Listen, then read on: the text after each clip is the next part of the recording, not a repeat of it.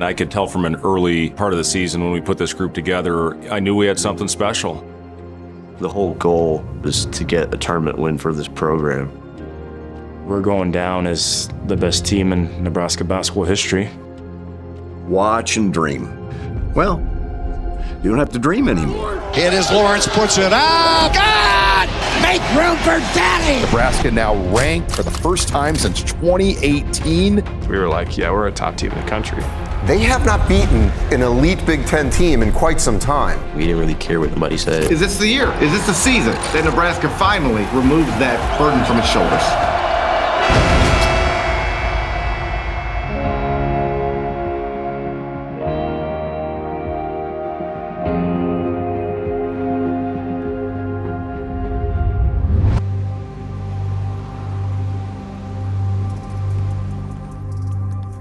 All the guys who come back next year, like, this is an opportunity to still showcase, like, what they could do. Like, you know, it's an opportunity for still have fun, still play with this group of guys, but in the day, you know, me, Bryson, and some other guys, this is our last go run, so we're going to go out there, play hard, but in the day, we know the guys come back next year, they're going to boost off of this. So when summer come around, they know the expectation of the new guys that's coming in, they know what they need to get to, they know what they need to do and stuff like that. So, you know, the guys that's coming in next year, stuff like that, it's going to be a lot, but in the days, confidence built too. The Crown was chaos, and we kept our team together. That's one thing I really admire about that group from a year ago, and Bryce and Juwan really were the catalyst in saying, guys, we're going to do this, and we're going to be all in. We have multiple conversations internally as a staff on do we go and play the Crown or not. And at the end of the day, Coach was the one saying, listen, I'm going to talk to the guys. They want to go and play.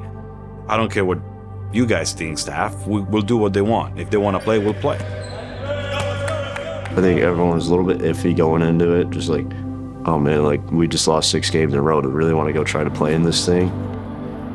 That event is like one of those events that you go there and you really do not know what to expect. Like, you don't know our guys are going to play, if they're going to care about it, if they're not going to care about it.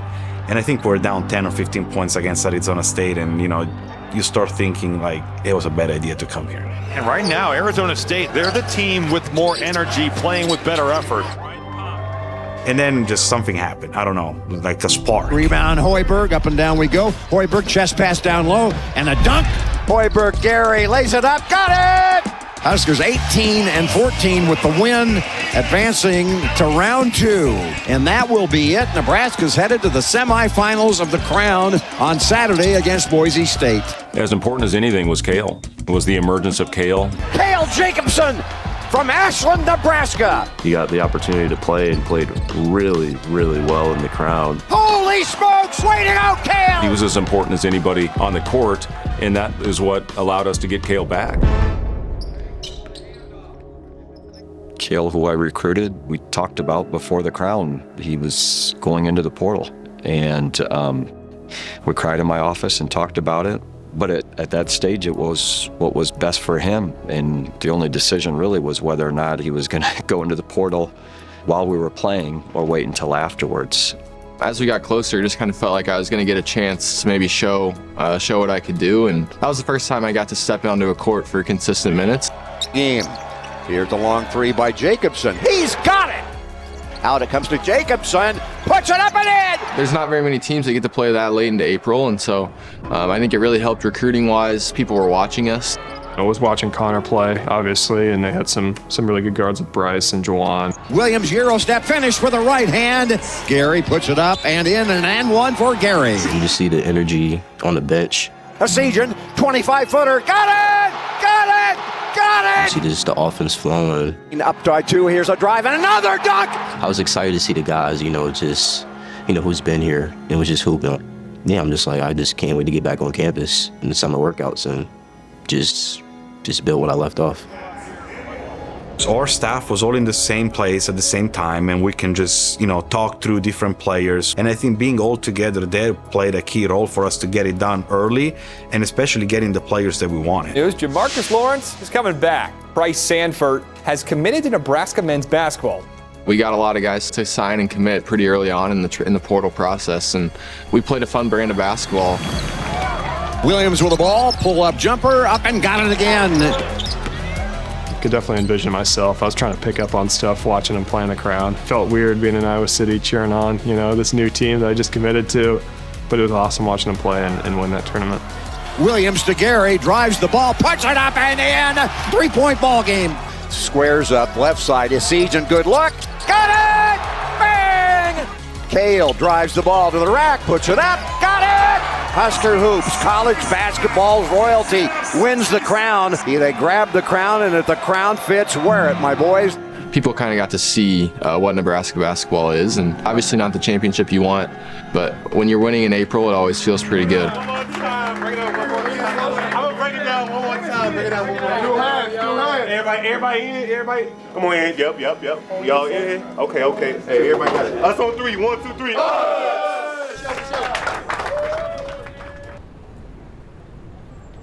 We're really happy we participated and got a championship, but we never want to be in that position again. The whole goal is to get a tournament win for this program. We wanted to have a chance this season, and we were going to do everything possible to take that positive momentum from winning the crown and going into this season.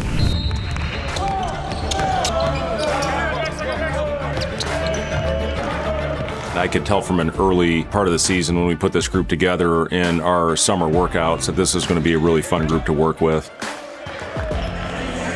You could tell right away that this team was all about the right things. They were very unselfish. There was no distractions. You could see that they were connected and the chemistry was going to be on point. I knew that we were going to be really good, but you could kind of see that just from how we interacted and just the makeup of our team. Everybody's just intensity level was so high. I've never seen that from the jump. So there was never a day off, and I think that's kind of what allowed us to be successful this year. Is we had prepared for many months leading up to November. Having such hard summers, it prepares you, especially mentally, for the tough times that you're gonna have during the season. You're gonna get tired, you're gonna feel little aches and pains, and you're gonna have to push through. So if you're able to do that in the summer, that's so important going into a season. As much as they were good on the court, this group was special off the court too. They were hanging out together. They were doing things on their own without us. Because of that, I had the feeling that this team was gonna be good. Fly, baby. Oh, I hit it.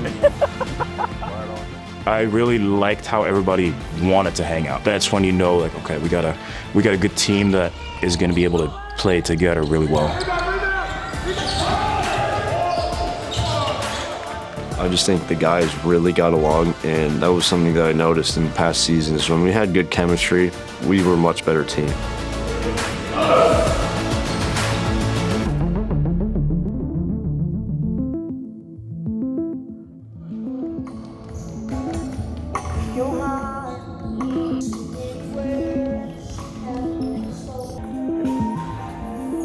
The leadership that Rink had on this group comes from the work that he put in. Everybody saw him showing up every day when it wasn't easy. I don't know how many guys would have been able to go through what he had to go through, and because other players were there and they saw him doing that every day, they always respected him, and they always will because of that. If you put Rank on that previous year's team, that could have been one of the best in the history of the program. But, things happened, and he did what was best for his long-term career, and it was 100% the right decision on Rank's part. I think going into the summer, my main responsibility was setting the tone, kind of lead by example in a sense of just be the hardest worker in the team, and then also use my voice, but definitely set the tone from a leadership aspect of building that teamwork ethic. If you want to be a leader by example, then you need to be out there. That's what I struggled with so much the whole year before, because you're not out there. So I was happy that I was close enough to be able to at least kind of act out what I was saying. With all that work he put in, he was so disciplined, he never complained, and you knew he was going to come back better than ever just because of how disciplined he was. And that first practice back, I had been telling people about how good Rink was and how excited I was to play with him. And the first drill, we put him in a drill where we were double teaming the post, and I think he turned it over 4 of the first times that he had the ball. A week and a half later, he's bombing threes, he's making plays, and everyone's like, yeah, this guy is going to be really good for us. You can see he was way more athletic. He can move better. In the summer, I'm just like, yo, why is he's shooting better than he did before?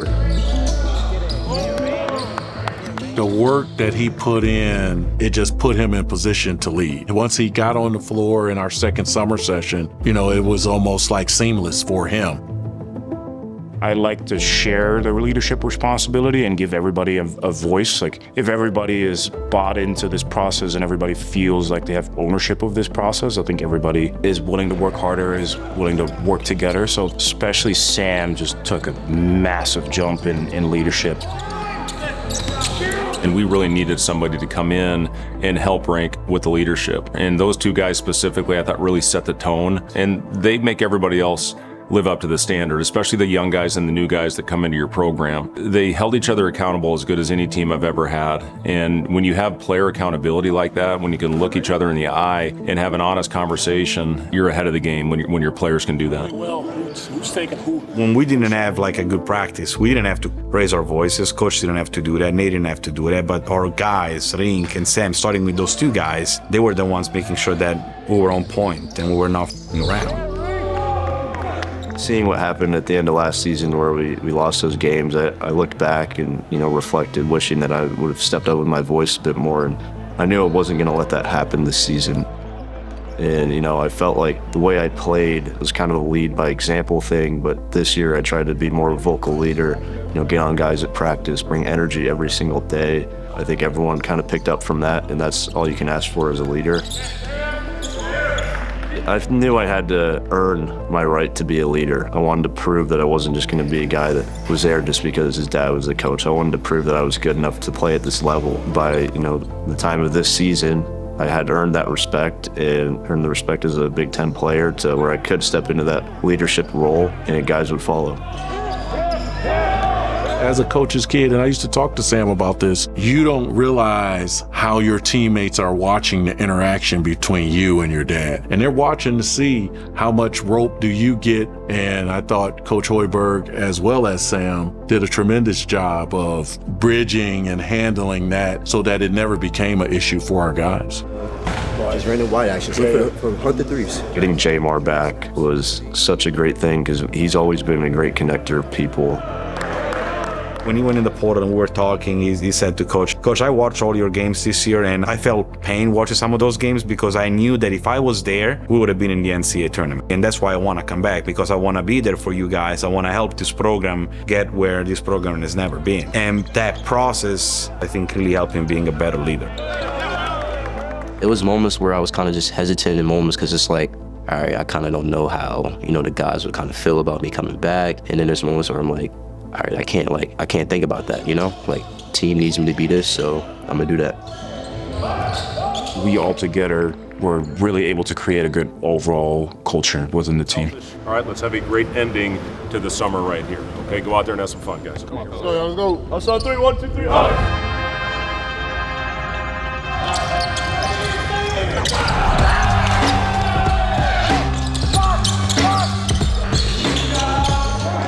We were shooting the shit out of the ball. I always thought like we're gonna be able to score the ball because I think people underestimated how good Price was. The amount of shots we were hitting and then just seeing Price going crazy in the summer, I'm just like, yeah, he's our starter for sure.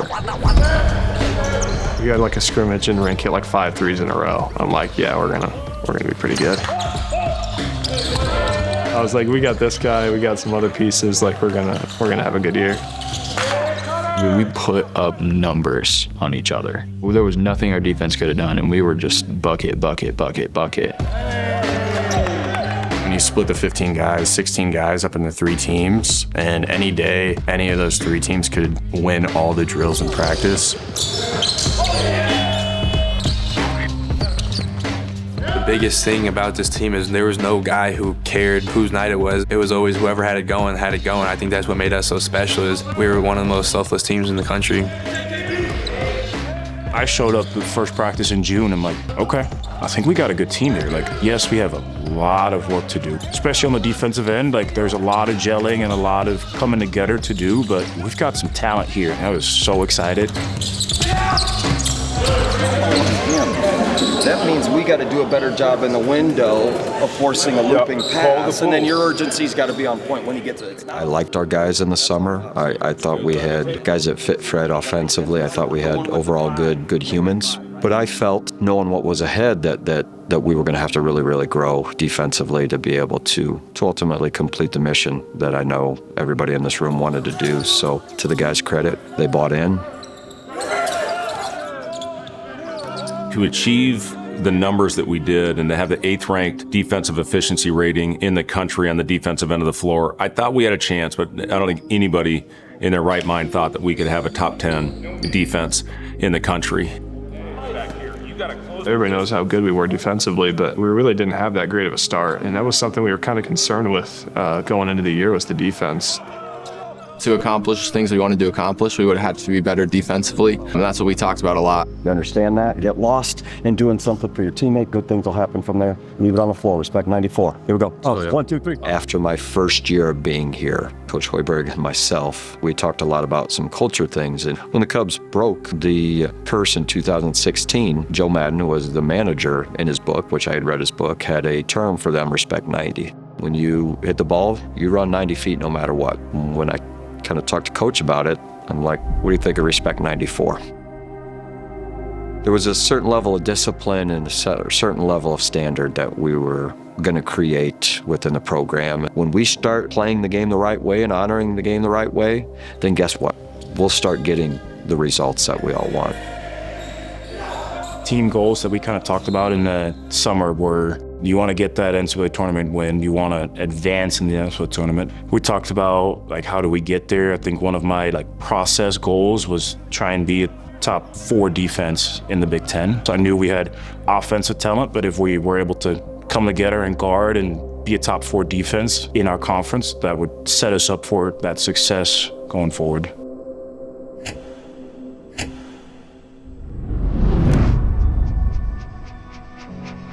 First thing that I always go back to is we have those beginning of the year meetings with them, and they have this piece of paper where they have to write down their individual goals, their team goals, and all of that. And they start coming in, and I see some of these goals is not just making the NCAA tournament, but we're gonna be one of the best teams in the country. And I think that sparks something in everyone in that room, because we kind of had to match that level of confidence in our guys to make sure that okay, they believe. If we believe too, this is gonna happen. Getting that tournament win for the program and getting the monkey off the back, which is what we talked about all season long. Even before at media days, you can find clips of me talking about we want to get that monkey off the back for the program. We want to be that team that gets that monkey off our back and get that tournament win, and we're taking it day by day, but our goal is to battle through adversity much better than last year so we can kind of stay more steady the whole season. There was a lot of just unknowns with this group, and I think that's kind of why the expectations in the bar were set as low as they were, where, a lot of people thought it's Nebraska. You know what to expect from this team. They're going to, give some teams some trouble at home, but beyond that, they are what they are. When you see that 14th in the Big Ten, we kind of just laughed at it, man. It was just ain't no way we're not finishing top 5. Just wanted to use it as motivation. Everyone was pretty pissed off that we were projected 14th. I knew we had talent. I felt a little disrespected by the 14th, but you still got to go out and play.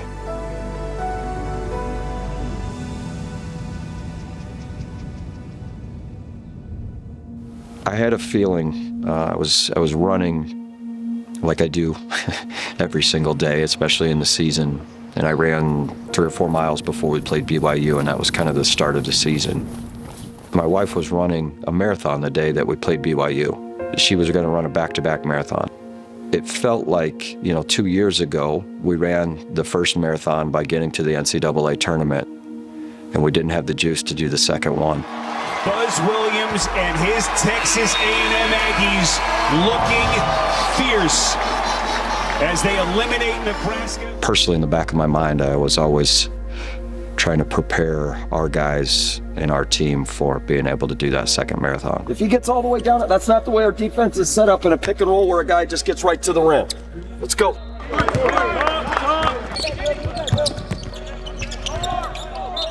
And whatever happens on Saturday, We're going to learn from it, we're going to grow from it, and we're going to get better from it. And, we can't overreact on what happens out there on Saturday, being the first time. You always learn a lot about yourselves. The first opportunity you get when you get up and down against another opponent, and just the challenges that they're going to face. It's going to be a really good first opportunity for us to get out there.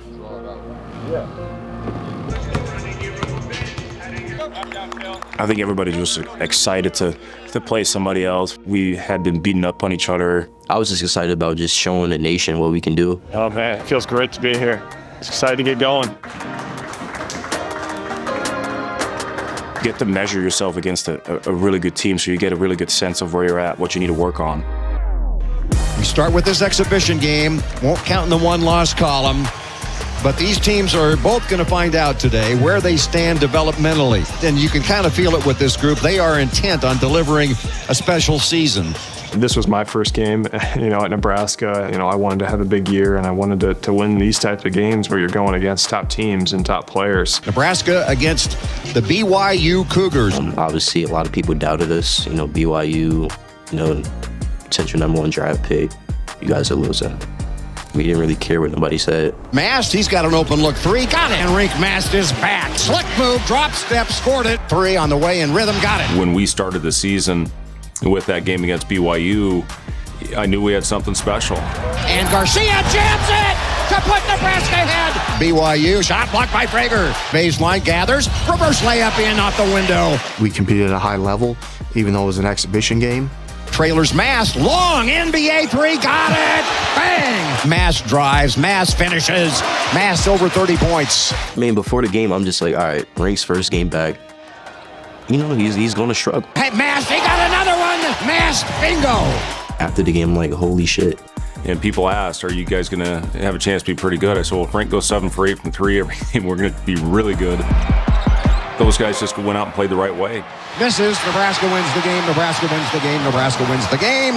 And we have reason to be very hopeful of a lot of fun for the next 5 months after what we saw here this afternoon. Every time we walk in this gym, we should expect to win the game.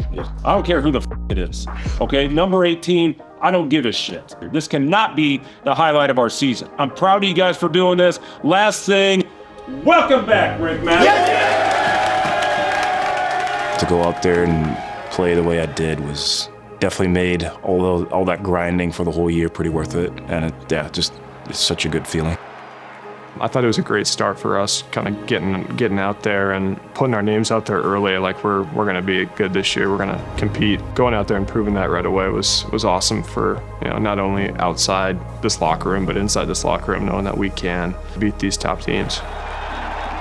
Our crowd, and particularly for our newer guys, even though it was exhibition, that energy from there was a domino effect for our crowd that ended up leading into all of the other big wins.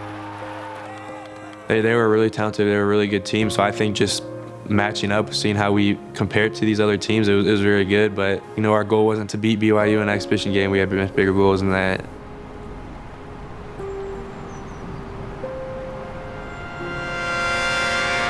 Welcome back at the beginning of the 2025-26 college hoop season for the Big Red. These are just must-win games. We just can't lose these games or it's going to hurt our resume. Those bye games do a really good job of kind of just finding who you are as a team. You got to go out and prove it in games that matter towards your record. Frager shoots the three. Got it! First three of the game. 2 on 3, 3 on 2. Here's the Sejan, puts it up. Got it! Bang! Oregano!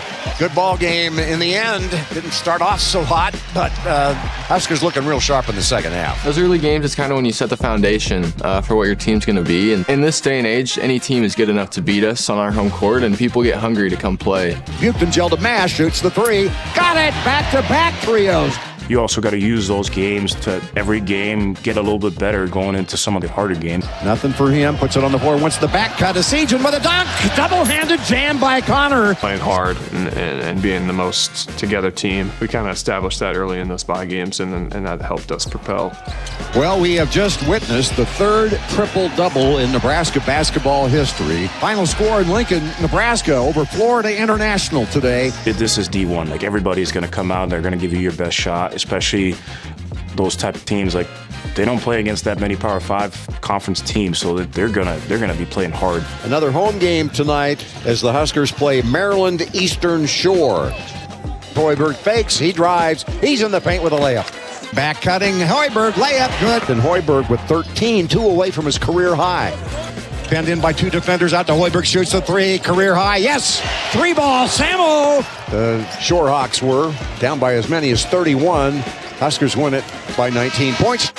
We took care of those games. It wasn't necessarily our best games. We knew we had a lot in the tank that we weren't really showing. The finish is very disappointing. The way that game ended, I just didn't like it. It's unacceptable for this group. Took our foot off the gas those last 8 minutes of the game, guys. Okay, that can't happen. All right, we should have won that game by 40. And you go out there and you win by less than 20. That's going to hurt us come March. All right, the shit starts for real here on Saturday. All right, so get your ass in there. I didn't think our prep was worth a shit the last 3 days. All right, so fuck the f up and get in here and be ready to work on Thursday. All right, this is where the shit starts. If you want to play in March and you want to advance in March, we got to win games like we got coming in on Saturday. All right, get yourself right. Let's go, get up. Let's go. Us on 3, 1, 2, 3. Us!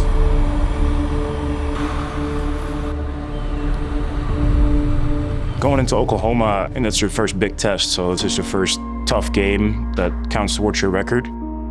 Going into that undefeated, we knew that we were, going to be good, but this was kind of like, how good are we going to be type of game.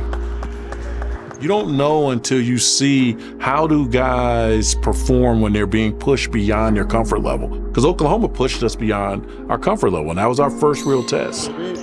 We felt good about where we were at, but we also knew that we were playing a really good Oklahoma team. The team that handles adversity in these types of games are the teams that are going to come out on top. Okay, as important as anything, fellas, all right, get off to a fast start. All right, let's kick their ass. Let's go, baby. Have a business, have fun. Come on. Us on 3, 1, 2, 3. Yes, it's a neutral-sided game, but we play at the Pentagon. Nebraska basketball from the Sanford Pentagon in Sioux Falls, South Dakota is becoming a bit of a tradition. One of the most electric atmospheres I had been in up to that point. I knew the crowd was going to be great. I didn't think it was going to be that great. I mean, that was unbelievable how loud it was in there. My ears were ringing after the game. Listen to this crowd, folks. Listen to them. No one tell me that's a neutral game, please. Elite atmosphere and Husker fan base for this game. We had some incredible games in PBA, but like that Pentagon game, for years to come, I hope they keep scheduling it because that's just an incredible environment for us. Hi again, everybody, and welcome to University of Nebraska basketball here in Sioux Falls, South Dakota. Over the summer, you see the firepower that you have on the team, but that was the first game where we just went crazy. Our offense really got clicking that night. 3-0 on the season. The Huskers taking on the Oklahoma Sooners of the SEC. Super, super talented. Luckily, our offense came to play that game, so we were scoring points with them. And this one simply has a way different feel to it. This is a big, big deal game. Early in the season, you're always trying to find your identity, and I think for us, it was more of a competitive identity, being able to win in different ways, and I think it showed with that game. No team could get stopped. Price Sanford, he drives it right past his defender, and the dunk by Price. The kick out, Brown steps into a 3, nails it. Sanford drives the ball, puts it up and in, and one. And we're just having a tough time stopping them right now out of our rotations. Garcia, right side, long 3, Asijan got it! Connor, my boy! And to Forsythe on the perimeter, and he nails the 3, and it's a 15-point lead, now 16 for OU. You're killing us on the glass. All right, hit somebody. Here is Price Sanford with the ball down to the baseline. Takes it in the paint, spins against Forsythe, puts it up, fouled, no call, out of bounds off Forsythe, Nebraska's ball. The Husker fans behind the basket thought so, and so did we. They ran somebody out. They're escorting somebody out. What's that about? I don't know what's going on down there. Full Maz guy. Now, to this day, that's the guy who got kicked out, right? He flipped it for us, and that was really funny because I was right down there with him, and he's like sitting there like this, and I was like, did you just get kicked out? I got one of his t-shirts. He definitely started a trend. Who says he doesn't flip that season for us right there, too? Spins in on the smaller pack, puts it up, dunks it. It is Forsythe with the ball. Drives inside. We've got a player control foul, and Price has got it. Price Sanford on the hash mark right side, guarded by Nigel Pack. Drives the ball. Defenders there, but Price makes the layup.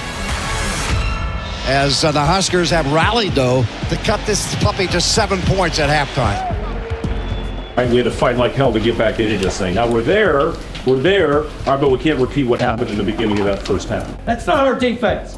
This doesn't work against NCAA tournament teams, which is what we're trying to do right here, right? All right? We weren't ready for Big Ten basketball at that stage. We knew we weren't going to put up 105 points on the road in these environments. We were a tough spot defensively at that point. We hadn't shown necessarily anything that would prove to be a team that would finish top 10 in the country in defense. That was kind of the narrative out there, was Nebraska can't defend, but if they can shoot it well, they can hang with anybody. As the half went on. Yeah, the big early game was Oklahoma because we got down double digits in that game and found a way to fight all the way back. Guys, if it's our fucking game if we want it, okay? All right, if we go out there and attack them and hit them and punch them in the fucking mouth, all right, and sustain that thing, keep throwing fucking haymakers, all right, we win this game. Okay, let's go. So 3, 1, 2, 3. Nebraska trailing Oklahoma by 7 at halftime, 51-44. Huskers trailed by as many as 16 with 5:18 to go in the half. Jamarcus comes the other way, pushes it.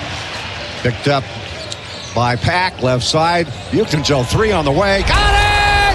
Bang! To see the fight in the team somehow found a way to battle back in that game.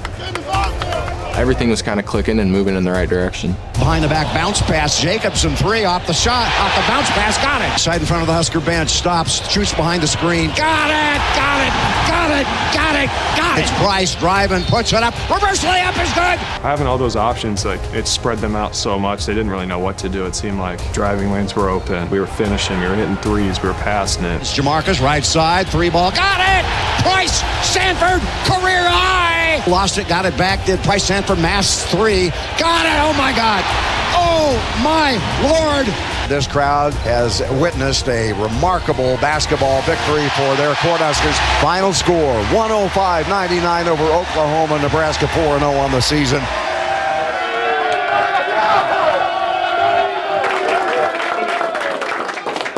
Okay, I'm just going to say this one last thing, all right? There's going to be a lot of shit now, a lot of noise out there about our team. We can't listen to it. We can't listen to it. And that was huge to get that one. They had a really talented team, and to get a big win early in the non-conference was important for us. And then we go down to Kansas City. Coming off the Oklahoma game, just felt confident.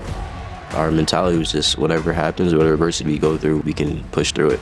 We had a pretty heart-to-heart in Kansas City. I knew we were capable. The question is how willing defensively. The Huskers get set for a couple of games here in the Hall of Fame Classic. Got up to a great start. I think we're up 20 at half. Crossover the behind the back dribble, the step back, and the 3 on the way. Got it! Hoiberg drives right baseline, the cutter, and the layup up and good by Lawrence. Green pick and pop, return pass, Masks 3 on the way. Got it! We played a very good half defensively, and then we played a very poor 4-minute start of the second half. Bounce pass behind him, and Hall hits the 3. Good look, 3 ball, yes. 3 on the way, got it, and we've got a 4-point game.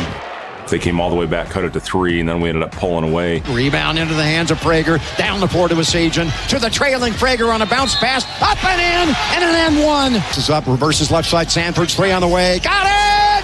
Bang! A ring! And there's the horn, there's the game. Nebraska wins it 84-72. All right, guys, we got to go win this championship now. Okay, step 1, check. All right, wasn't easy, but we found a way, guys. We found a way. That's what it's all about. At the end of the day, championship teams find a way, all right, when things aren't going exactly the way you expect. It's always good to win those little tournament games as well, because, I mean, it's something. We signed up for it. We never want to have the mentality to just like, all right, let's just get through these games. When you win championships like that, it does help you down the road when you play in the other tournaments that we played in over the course of the season. Yes, you've won one tough game. Can you win one in a road environment? Long 3 on the way. Sanford got it! To Mast, to Sanford, across the timeline. He cuts across the key all the way to the hoop, puts it up and in! A 3 and now a 2 by Sanford, and Nebraska's up to the trailer. Sanford puts it up and in! Got it, got it, got it! Timeout on the floor! We showed that, we have a legit basketball team that's going to be able to compete. Jamarcus, head-to-head against Bashir, the step back and the 3 on the way. Got it! Bang! Bang! Bang! A ring! At the end of the first half, knocks that puppy down, and Nebraska's up by 10 at halftime. We let them get the lead back. And the three is on the way, and once again, it's Bashir, and that's 6 threes for him. He had Lawrence on skates, and he makes the goal. We just kept fighting. We never hung our heads. And I think that happening 3 times in a row where we faced a ton of adversity really tested us for the rest of the season. I kind of learned that we just had a bunch of gamers. Like we were gonna have dudes that when it came down to the wire that we're gonna make some plays. Gives to Hoiberg coming left, reversing right, long three, Sanford on the way. Got it! Oh! Bang-a-rang! Haggerty's got it. Haggerty on the left side of the floor drives it, puts it up to tie it at 85 apiece. 25.5 to go. Lawrence will bring it across the timeline, and Nebraska calls timeout with 22.1 to go, and the score tied at 85. Ran a little play to get Sam downhill. At 7, we're going to run our Kyrie play. Frank, you go get Braden right here. All right, Rick, you're wide. Okay, Frank, you're going to come and go. All right, let's get downhill. You got Price right here. Be ready to dive to the Rick. No good. Put back up. No good. Foul by Hoiberg to the line. Sam Hoiberg can win this game with 0.6 of a second left to go. They ran a play. Dribbles it twice, puts it up. Got it! Baseball pass down the floor, and Sanford hit it. There's the game. The Huskers win this. The Huskers win this game. Holy smokes, I've seen almost everything. I think that kind of put everybody else on notice. We felt good about where we were at as a team, but I think that really brought more eyes to our program. People just kind of started to realize what we had going here in Lincoln. Deserve it. And nice.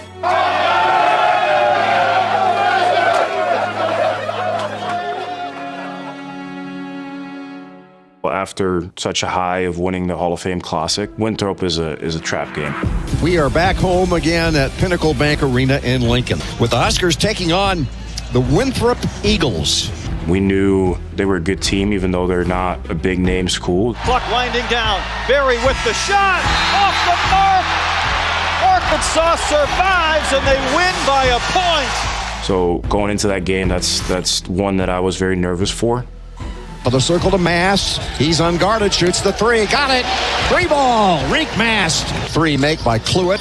1 point lead. Jamarcus Lawrence answers with a 3. And Hoiberg leaves it off. Sanford 3 ball. Got it! Bang! Jacobson runs it down to the streaking Prager with a left-handed dunk in transition. Back left side, Rozier's 3. Gosh, they are really good. Rozier nails the 3. The switch defensively, the give and go, the return pass, extra pass. Essegian's 3 is good. I didn't play my best ball by any means. I didn't think I played, great, but it felt like that groove was coming. Inside, wheeling, missing, rebound, and we got contact. 2 players hit the deck. Essegian. It was kind of a weird situation when it first happened because I went out and the first thing I was really worried about was my head. Checked out my head, I just had like a little bump and I was like, my head feels fine, like no symptoms of a concussion. And then he started to check out my ankle a little bit because it just felt like a normal ankle roll. When I went to take a couple steps like jogging and the back of it was like tight. And he's like, that's not right. Next day, I went and got MRIs. And when I woke up, I couldn't put pressure on it. And the day after that was when we found out that I had torn 3 ligaments and that was gonna be it. And it hurt, especially because we were playing so well at the time. I was just like kind of so in shock. It didn't feel real, honestly. Like to hear the call, be like, you're done, like your season's done. That sentence is just, it kind of hit, because I'd never heard that before, ever. And so that definitely struck deep. When he went down, you knew it was bad just because Connor's a tough kid and he's going to fight through. And then you get the MRIs and the pictures and it shows, the likelihood that he's going to miss the season. The story of me getting the call is actually kind of funny. Me and Price went to Best Buy together. All of a sudden I get the call. This was the day after my MRI and my jaw just, I think I literally went like this. Like, it's funny because like in a moment like that, like your heart drops, but then at the same time I look over and we're right next to the meta glasses section and Price has on the Ray-Ban meta glasses. I was trying on the meta glasses and I was recording him. But yeah, so obviously that was a funny moment there, but a terrible situation for him. Was heartbroken for him, with the year that we had too, and then we knew that we were going to be a tournament team. It sucked not being on the floor, but it was a unique experience to be able to be with the guys off the floor, see things from a different viewpoint. When you go through an injury like that, a lot of times you can feel distant and away from the team, and I didn't feel that at all. He was able to stay so positive throughout everything, maintain the ability to be a huge bench piece by just being one of the most vocal guys at the end of the bench, and that's such an important thing. You're not going to make up what Connor gives you with one guy. He was really important the year before. He was great in the Crown, and he's a guy that can take the lid off the basket for you, and you miss that. You take that out of the lineup. And I thought everybody stepped up in a big way, and that's what you have to do when you lose a big piece like that. We got a hell of a team in here, guys, and I hope you realize it, okay? We lost one of our soldiers here, all right? A guy that won a lot of f***ing games for us last year. Somebody's gonna have to step up for him. But get back in this gym on Monday ready to prepare, okay? Get your shit together. Let's go. Here we go. Toss on 3, 1, 2, 3, us.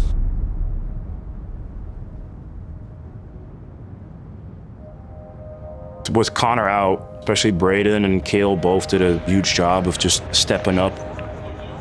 And I think it was cool to see how, in our different ways, we both were able to kind of fill that hole that the injury left.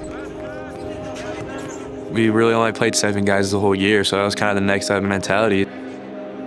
We showed we were mentally tough. We weren't going to let that stop us from trying to reach our goals. Going into this week, absolutely critical week to keep that momentum going. You're obviously 8-0, longest win streak in the nation, but things get real here now.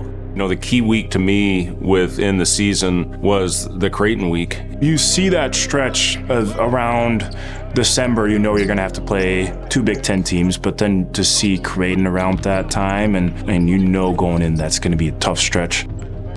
You're not thinking ahead like, oh, we got to win all 3, but you're trying to get at least a couple wins out of that week and kind of prove to the nation that we're legit.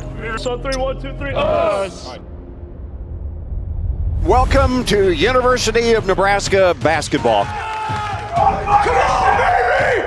The Huskers of Nebraska take their unbeaten record into play against the Creighton Blue Jays. Series the past couple years has gone back and forth. I was so excited for that game, and I know I could tell the rest of the team is also so ready. The further your playing days get in that rearview mirror, these are the games you miss the most. These are why you play college basketball. You put in all that work.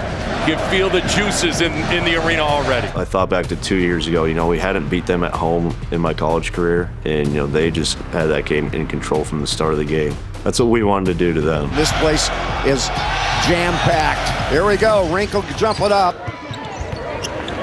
Freeman is on mast. He takes him deep in the post, puts it up and in. 2-0 Nebraska. Huskers draw first blood. The 3 ball up by Sanford, got it! We just came out and we threw the first punch, and we didn't really let off the gas. Prager, 3 ball on the way, got it! Bang!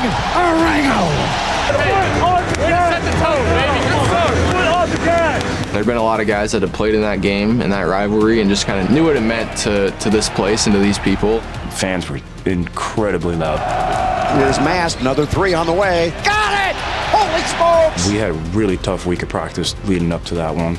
So that preparation definitely helped us set the tone early in that game. Drives it, kicks it, long 3 on the way. Got it! Priso from Samo! Inbounds past Mast. Oh my goodness! There's a drive by Prager, puts it up and in, and an and one. The party is on. Nebraska 71, Creighton 50. Nebraska with 13 straight wins. 2 years ago, you lose by 30, and then you kick the shit out of them to get revenge. That's very sweet. The Huskers absolutely steamroll the Jays.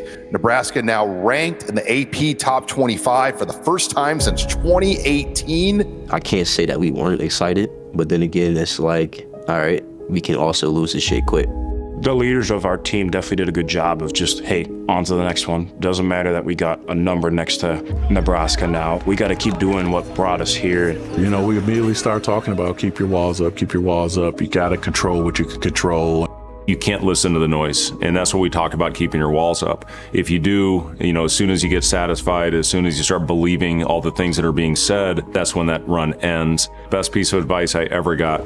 My very first NBA practice, Reggie Miller, who called me Rook, said, Rook, I'm just telling you right now, you keep your emotions in check. Don't let your highs get too high. Don't let your lows get too low. And I thought our guys really bought into that. We had such a mature group that it didn't affect us at all. As soon as we saw that rig, you're like, okay, cool, that's an accomplishment. Let's move on and let's go get ready for Wisconsin. All right, let's keep this shit rolling, man. I'm proud of you guys. I really am. I'm proud of you, but we cannot be comfortable. We cannot be comfortable. All right, let's keep this thing rolling. We got to protect home court every single time we play this. Us on 3, 1, 2, 3.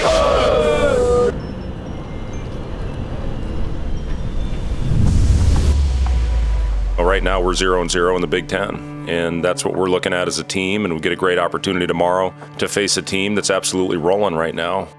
We should expect to win every time that we're on that floor. I anticipate our guys coming out and playing well. Wisconsin and Illinois being those first 2 Big Ten games, you want to get off to a good start in the league, and that would be kind of the first real test of the season against teams that had shown the ability to beat other high major teams. They're trying to get to 10-0 for just the second time in school history. They're trying to equal the longest win streak in school history, could do that with a win tonight. Heading into that next one, I think the focus was even dialed up another notch. Out to Frager, shoots the 3. Got it! Bang! Arango! Changes speed, drives the ball, puts it up and in, and one. He was fouled. Super challenging to play that many games in a short amount of time, but I think you just saw our fight as a team, and we just continued to build on the previous game. Back cutting, inside, double pump. Jacobson finishes it. Here's a long 3. Got it, scored it, and Mast is feeling it here. We better guard at home. I mean, our fans show up, 15,000, they're there. That better show up at home. Winter driving, shot blocked by Bucagel. Pleading to the crowd for more energy. He's in the locker room with a bloody lip in the right corner of the shot. Got it! Cutting is Winter, putting it up, missing, and a foul. And an offensive foul. Nebraska up by 20 with the basketball. After you play your rival and you have a big win, sometimes it's hard to get over that with all the emotions. But our guys were professional, they bounced back in the gym, and they were really locked in to the game plan on a really hard Wisconsin team to prepare for. Rebound, Garcia puts it back up and in. And Nebraska wins it by 30.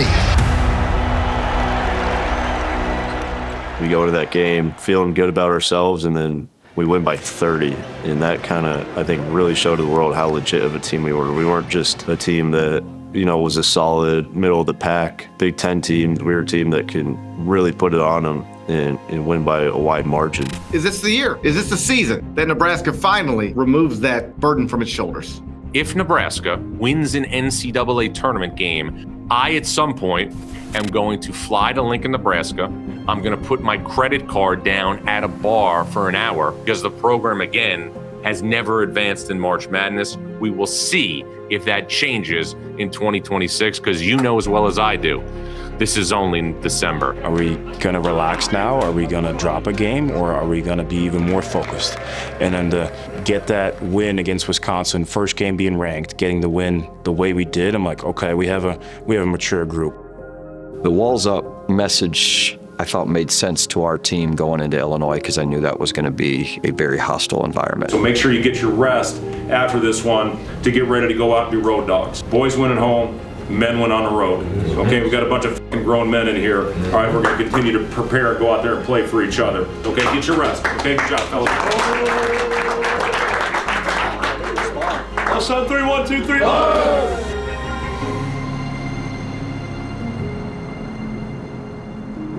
The level of competition is going to go up dramatically for Nebraska on the road in Champaign against Illinois. We felt like we had an opportunity to erase that narrative that was going on. We were a really good team, but we couldn't win on the road. To go on the road against a top 10 team, you don't get that chance every day. So this is our first true road test. Let's see what we're made of. This defining week now continues with your very first true road game. The degree of difficulty only continues to increase. They've faced a variety of adversity, and they've responded the right way every single time. You have to be tough mentally to go out on the road and stay together and, we say get our walls up, which is just kind of blocking out the noise, the outside noise. Our mentality was just like, we didn't care. We didn't care what you said about us. We didn't care how you felt.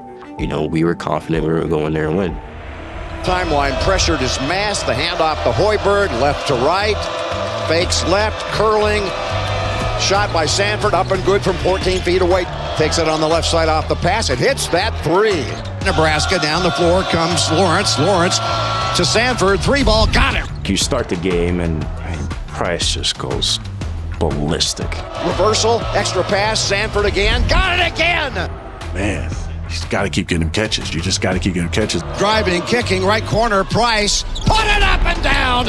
Price, first 15 points, I've never seen anything like that. That shit was crazy. Drives the ball, step back, 12-footer, got it! The night before the game, ordered in a Culver's chicken sandwich and watched Rocky IV. I was ready to go. Now Hoiberg driving, kicking, right corner, Price, put it up and down! In that first half, I'll never forget that. Price just going an absolute heater. Jump stop on 2 feet, Lawrence kicks it out, Sanford, another one! He's unconscious! 26 first half points. Nebraska led by 14 at one point. They've cut the biggest lead in half. So that run that we said you could count on has arrived. Okay, we've got to hit every possession, all right? We can't just turn. We're spectators. We can't just turn and look, all right? All that being said, guys, listen, we're dead even on the road, all right? Let's go. Come on. 0-0 now. Come on. On 3, 1, 2, 3. We knew we were in a good spot. This is a spot that we would have taken coming into this game, as being tied at halftime. So we knew it was going to be an absolute battle in the second half. They had their run. This is going to be a tough second half. You got to come out punching, and you got to keep punching for another 20 minutes. Trailer, Hoiberg drives. Hoiberg reverses on the kick out to Lawrence, drives, floater up, got it. Lawrence with a huge goal there, breaking the tie, 39-37. The timeline to Boswell. Pull, step back, 3 on the way, got it, nailed it. Ties the game at 45. And you have to keep your walls up to be able to stay locked into that game. Hoiberg up top against the big. The mass shoots the 3. Got it! Bang! Bang! Bumps him, takes it to the lane, scores it. He's killing Nebraska. I thought we kept our walls up. We took some big-time punches from Illinois. Our group did a great job of even reminding themselves. Down underneath, Garcia puts it up and in! Garcia with a pump fake. Left side, Lawrence drives the ball, stops. Weak side, bounce pass. Garcia! Garcia scores it again! Best thing with Jared is he didn't know when his number was going to be called. He stepped in, he owned the moment, and he won the moment. Garcia drives the ball, reverses it up and in! Garcia is saving Nebraska's bacon. I wasn't really even thinking during the game. I was just like, all right, you know what? If my name get called, I'm going to just go out there and hoop. Dancing around with it, driving it, spinning it in the lane, puts it up, no good. And a rebound by Sam! Sam, tipped by Garcia! Sam missed it, Garcia puts it back up. He kept us in that game, and he put us in a spot where we could even have Jamarcus's game winner. Wagler with a basketball. Here's a long shot, Ivasic, got it. Tie the game 80-80. 14 seconds, 13 seconds. Hoiberg across the division line. All I was thinking was just make the right play, make the simple play, and see what's open. Everybody flat along the baseline except for Sam out into the timeline. 5 seconds to go. Sam drives the ball. Once I seen Sam drive opposite my way, if I touch the ball, it's going up. So when you have to shoot it, it just gives you way more confidence as well. So I knew when I shot the ball, it left my fingertips. I just knew it was cash. It is Lawrence, puts it up.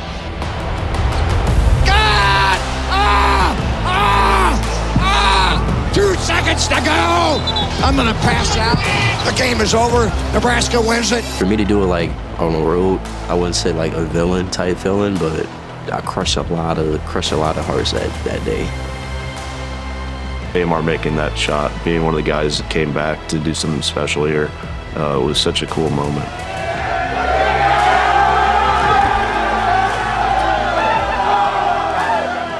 That was such a big win for us. We were yeah, we're a top team in the country. I mean, there was nothing in front of us that we thought we couldn't do. To be able to win those games is okay, we're a really good team. Let's keep this rolling now.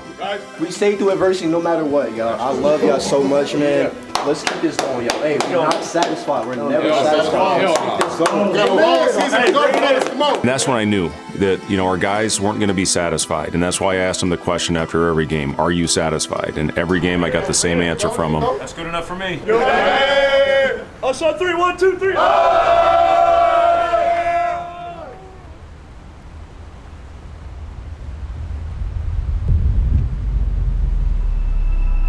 Top 10 team coming in looking to make you lose that first game of the season. We know we're going to get their best shot. This was being talked about as the biggest game in program history. Undefeated, playing a top 10 team with the toughness and the physicality that Tom Izzo's teams play with. A chance tonight to enhance and extend their record and sweeten the Husker basketball brand. Tonight, Nebraska hosting the 9th-ranked 12-1 Michigan State Spartans. You're top 15 in the country. You get a chance to play against a top 10 team in PBA. If we're in PBA, we gotta defend home court, and that's our focus. It doesn't really matter that it's there's gonna be a little bit more cameras, but it's still we gotta defend home court. We don't play at home to lose. 8 o'clock game, national TV, and we knew the PBA was gonna be rocking. When you play in Lincoln, you are going into an absolute war zone. We have to protect home court as much as possible and at a high level. Gotta be the more desperate team. No way you're coming in here and playing more desperate. We are the desperate team that's playing with our hair on fire for 40 minutes or whatever the hell it takes. This isn't a midterm, this is a final exam. That is a unique place. And that crowd is sensational. That was one of the more hyped up games that I've ever seen. We knew it was going to be a super high energy environment. Yeah, it's gonna be a war. I think we were still getting doubted. Oh, this just a fluke. It was a must-win game for us to kind of prove ourselves. It's another attention-grabbing chapter in this book that is the season. It will propel Nebraska's basketball to an altitude where the air is thinner than thin. Because we talk about big games, big wins, important wins, and yes, there's a bunch in the rearview mirror that we've described on the radio.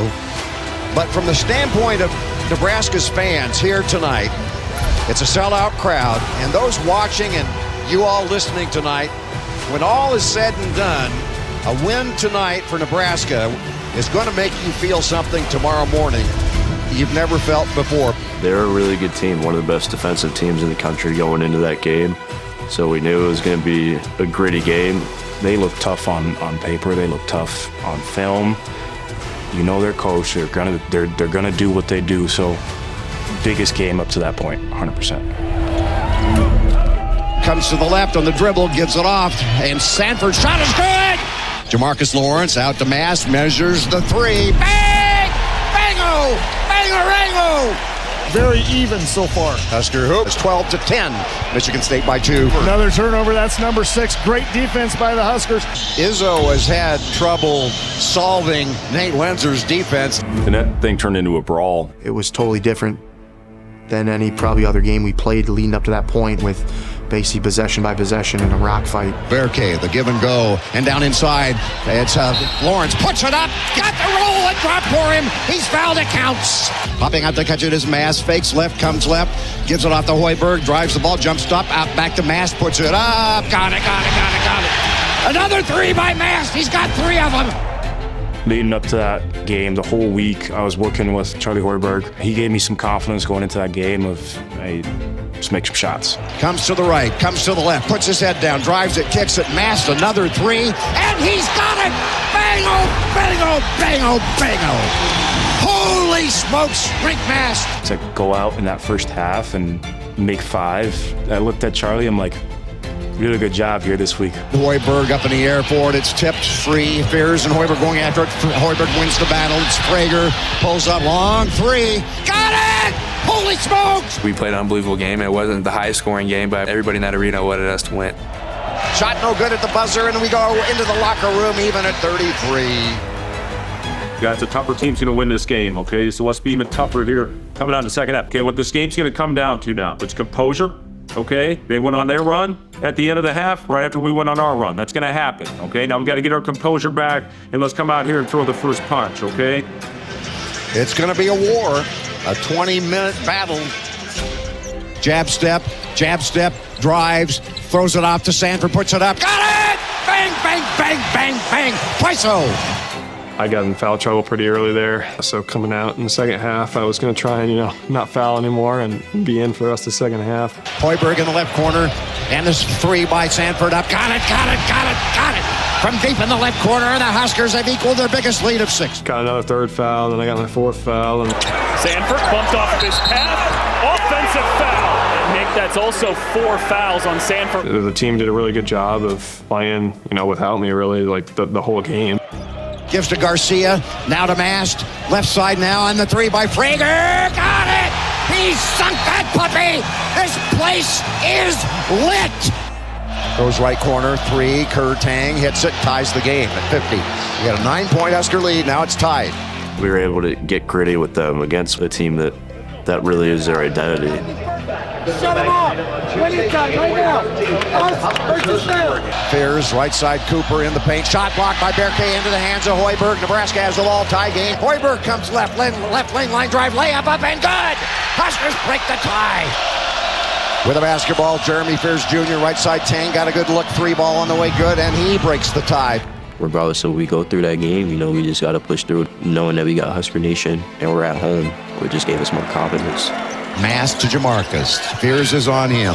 Jamarcus bends down with it over to Mast, shoots the three. He got that puppy down on the verge.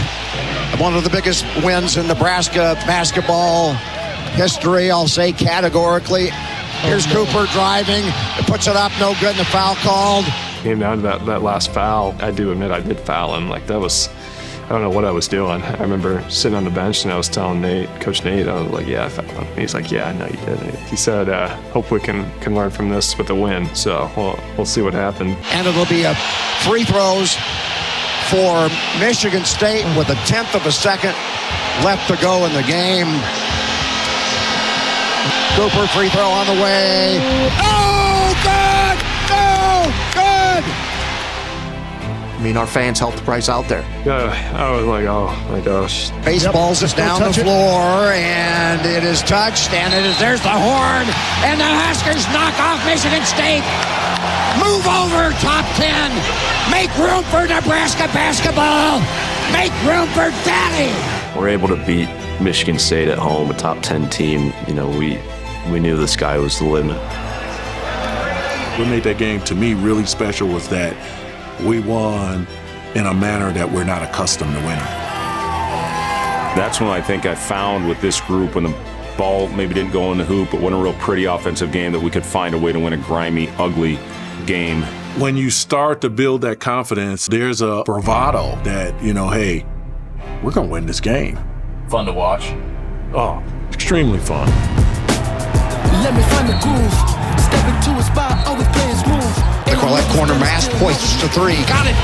Cause when I'm moving like this, yeah, I get you moving like that. Yeah, I get the... They're reading their press clippings. Everybody's talking about you. This Nebraska team is the real deal. Nebraska is now 5-0 in conference play. Every time we go on the road, every time we play anybody, we're going to get their absolute best shot. We definitely had that mentality where we're kind of being hunted now. Looking back at that was a pretty special time. Pretty much just kicking teams' ass. Nebraska, one of the only unbeaten teams in the country. Extending the best start in program history. How is this happening in Lincoln? To enjoy the ride, I really did talk to them about that, because you have to when you're going through a special run like we had. It's what this thing's all about. But at the same time, you can't listen to the noise. Get hat on hat. Keep hat on hat. Contest, keep playing. Get those. Going into Assembly Hall is always a tough place to play. And that was a really talented Indiana team, and we let them get way too comfortable in the first half. Drives on Garcia, help defense comes, foul, and an and one. Kick out, long three on the way, it's good. And Nebraska down by 9 points on the road at halftime. Everybody kind of had their big games up to that point with a lot of points, other than Jamarcus. Launches another long three, got it again! Florence is on a heater. Fakes, pull up, jump shot on the way, got it. What he did in the 2 games that he played in Assembly Hall was incredible. Big shot after big shot. Gives it up to Jamarcus, puts it up and in! Oh, ho, ho, ho! And now to Jamar, shoots the three. He's got it! He got that puppy down! Got to be the runs. It got to be the floor or something. The basketball guys love me play at Assembly Hall. Jamarcus has got the ball, puts it up and in. He's got a career high at 22, and Nebraska's cut it to 2. Cut a 16-point deficit to a deuce. He's got DeVries, steps back, shoots the three. Bang-o, bango, bango, bango, rango. We all knew that Braden was going to be able to contribute a lot for us. With the ball is Frager, drives the ball, puts it up, dunks it! Frager, the finisher! Up by 9. Braden had a phenomenal season. Puts it up and in! Holy cow! You could see the talent, the way that he could take over. Frager with a drive to the rim and the dunk. Left-handed jam. Early on, you could see the confidence that he played with, and we needed a guy like him. Frager is named the Big Ten Freshman of the Week, 3rd Freshman of the Week honors this season. For him to have that trust in me and kind of go in there and like be that spark, I mean, brought us over that little hump. Frager again with the 3-ball, and it is good. Frager on fire. You know, with Brayton, I think the first word is patience. Prior to him redshirting, he had illusions of grandeur that, hey, I was going to be a part of that rotation or whatever. So he had to deal with the disappointment that he was going to sit out. There were some things that Brayton needed to experience and needed to have ahead of him so he knew exactly how to act. It took me a couple of games to be the first guy off the bench. As I started playing, proving myself to like be that spark. It's not easy coming off the bench. You have to be ready to make an instant impact. And that's why he was 6th man of the year in our league. Kick out, Frager, 3-ball, got it! Bang, bang, bang, bang, ringo. Frager, 3-ball on the way, got it! Bang! Frager shoots the 3, in and out, back in again, and then 1. And it's loose on the floor. Picking it up is Frager. Getting a hand on it was Sanford. Frager the other way, puts it up and in. It's 14-10. Frager with a Euro step finish. And here comes Washington the other way. Frager comes up limping a little bit. Boy, he's been good finishing. Really concerned about Frager right now. Injuries is the one thing that could really change our team. I was coming off like back-to-back, like 20-point games. I was just hoping it was like, okay, it's just one like couple-day ankle injury. It was tough to see Frager go down like that. After the game, everybody was like, how you feeling? How's your ankle? Like, we need you back. I just told the guys in the locker room, everybody's got to be ready. Braden's given us a lot, obviously, this season on both ends of the floor, and everybody's got to be ready to step up in his absence and contribute. They've had a few days to deal without Braden Frager. We don't expect him to play. You never know, but he's day-to-day. Michigan on the horizon, a showdown for first place. But they got to get this one first. Nebraska trying to stay undefeated in Minneapolis, facing what's been a really dangerous Gopher squad. The fact that they've now become the hunted, that's new territory for them. But I didn't get the sense at all that they're feeling the pressure. The goal was to be 20-0 going into Michigan. It's just about time to dig into Chapter 20, a season to behold. Minnesota, they had beat 2 ranked teams at home. They had stormed the court twice. We just weren't ready to go from the jump. 3-ball up good, 3-3. That's scored by Robbie Durkin. Out to Crocker Johnson, makes the 3. Shinholster, 3-ball, good. That's Durkin rather. There's the half, and Minnesota up by 6. They're playing harder than us. That's bullshit. Wake up! We're fucking lucky to be down 2 possessions right now. Get back to being us. We weren't playing the type of basketball that got us to 19-0. You think a team that's in this situation with them coming in with an undefeated team, you weren't going to get their best shot? Get out of yourself and understand, we're in the street. Your shit's not that sweet. This is what we needed to turn this around. Passion can't turn into emotion, but passion is a price of admission. Jacobson drives it, jump stop, puts it up with a left hand and scores it. Sanford saved the day, and they're going to call the ball out of bounds off Minnesota. On the weak side, Jacobson puts it up and in. You need that maturity when you got to get a message across, and those guys took it the right way and got on the right page. Left corner, Jamarcus, got it! The weak side is Sanford puts it up and in. Money ball. Here's Sanford again, puts it up. Got it again, by golly. 20-0, Nebraska's 20-0. Can you believe it? 76-57. I never thought we were going to be 20-0. It's about dang time this Nebraska team gets some respect. Currently on a 22-game win streak. That's the longest in the entire country. Ranked number 7 in the AP poll, highest ranking for the Huskers in program history. You look at the huge week that they have upcoming. They have 3 ranked teams left the whole season. They come in their next 4 games. We're really going to find out how good this Nebraska team is.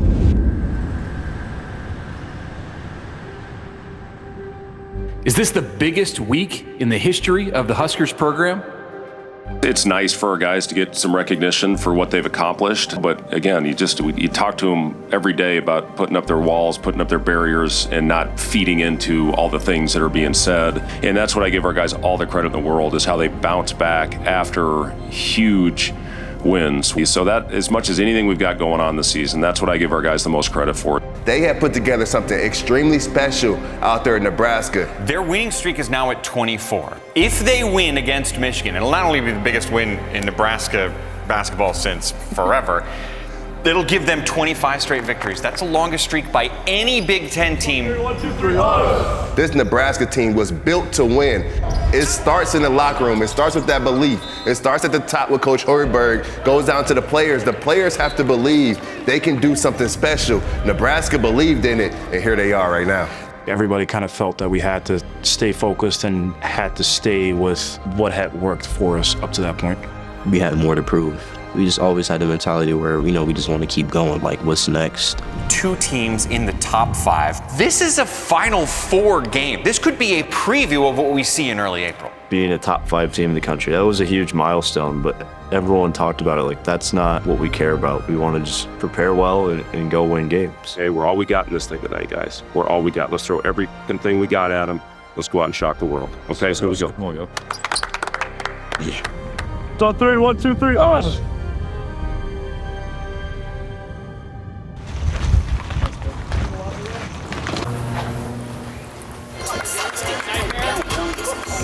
That night before the game, I think I went to sleep with like a little weird feeling in my stomach, but I'm like, I'll just sleep it off. But then I think I threw up 15 times that night, and they took me over to the gym before the game pretty early, got me an IV. I wanted to give it a shot and go out there and see if I could play. So I tried to warm up, but it's just like there's like no energy in my body whatsoever. So it was a very tough decision in that moment, but I mean, yeah, it's just my body did not want to work with me. The presence of rink mass makes such a difference for Fred Hoiberg. Second leading scorer, second leading rebounder, is out with the flu tonight. Rink was an absolute warrior to even go out and give it a shot. When he walked out, he said, "Coach, I don't know." I said, "Rink, you're not playing." I said, "Let's get you right. Let's get you healthy. We'll get you back next game. We'll go out and do it without you." And we didn't have Braden either, who was still fighting back from the ankle. We're going into this 5-versus-3 matchup without Braden and Rank. And, we're kind of looking around and we're pretty thin.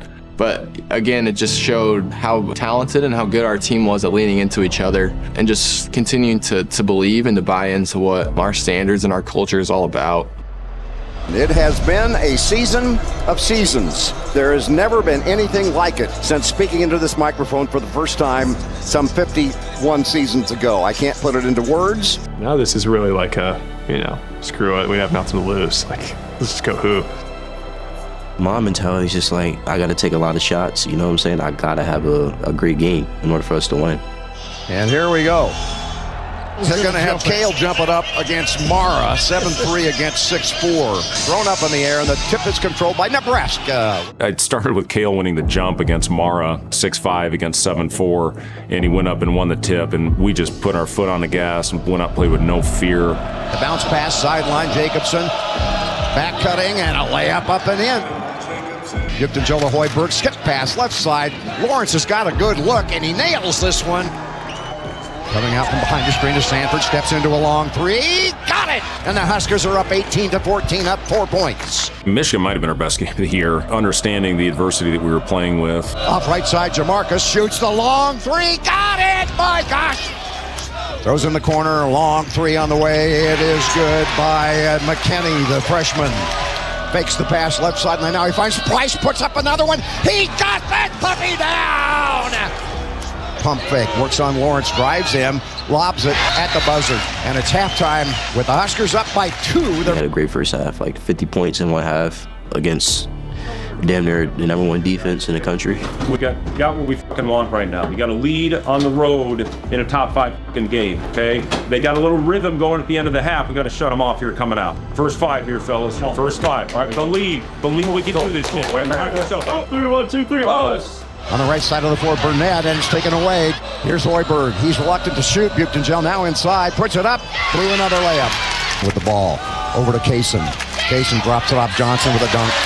We were just going blow for blow, and I thought we were going to pull it out. Sanford and Jacobson, pump fake, the drive, the floater, got it!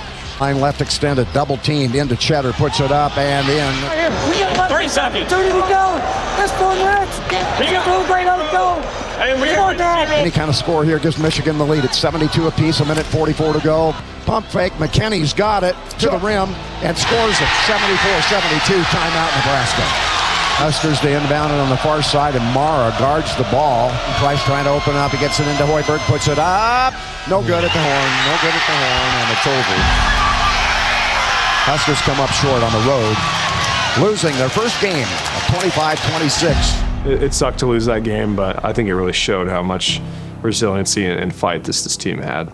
I thought Sam made a hell of a play at the end of the game, stepping in front of McKinney and took a shoulder right in the chest, and unfortunately we didn't get the call, and that was the deciding moment. I had a couple of good plays down the stretch, but we couldn't quite pull it off. The team that was the most impressive this week was a team that did not win a game. It was the Nebraska Huskers. I think Nebraska probably has more believers at 20-1 after the performance it showed in this one than it had at 20-0 before this game was played.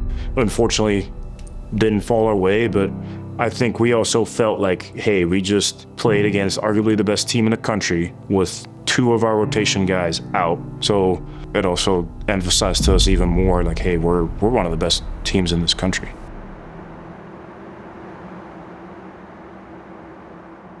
After Michigan, you got to move on, and you have a really tough opponent that we played them really well at their place, but it's still a really good team, and they got better from that December matchup. Welcome to University of Nebraska, where the Huskers today take on the University of Illinois, the Fighting Illini, Game 2. Illinois was playing like one of the best teams in the country at that point. We knew it was going to be really, really tough to beat them a second time, too. It is Mass hopping around with it on the elbow on the right side. 3 ball, good by Jamarcus Lawrence. Behind the back dribble, in the paint, the kick out. Ivasic, 3 ball, got it, ties it up. You got to stay present. You can't let one loss turn into 2, turn into 3, turn into 4. That was our mindset. The other way, throws it over to Jacobson up top. Good look, Frager on the way, got it! It's Lalab playing the dunk to tie it up at 17. They came out, credit to them, they played really, really well. They were super physical. Doubled for just a moment, skip pass underneath, and the lob. Zvonimir Ivasic with another dunk. With it, Sanford, another 3. Another Mako. There's the horn, there's the half, a 1.5 by the Big Red of Nebraska. One of the first times of the season, we just lost a bit of focus. Kind of felt like the game was going to fall into our hands because we got that lead going into halftime. Extra pass, Davis, step in, step back, 3 ball, got it. In the second half especially, just kind of bullied us. Down inside, extra pass, Jake Davis. They're doing whatever they want right now. It ain't us, guys. That's not us.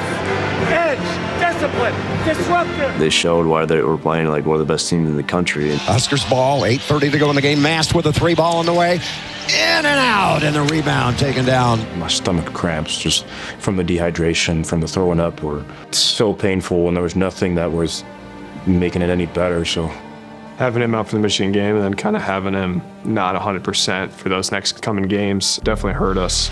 And that's going to be it. Illinois will dribble it out, and the Huskers will lose their first game at home all year long. You're always going to be disappointed when you lose because of the competitive nature that you have, but you have to move on. And then for us, at that juncture in our schedule, we were playing teams that are in the top quarter of our conference. So you just say, hey, take a deep breath. Let's get back to work.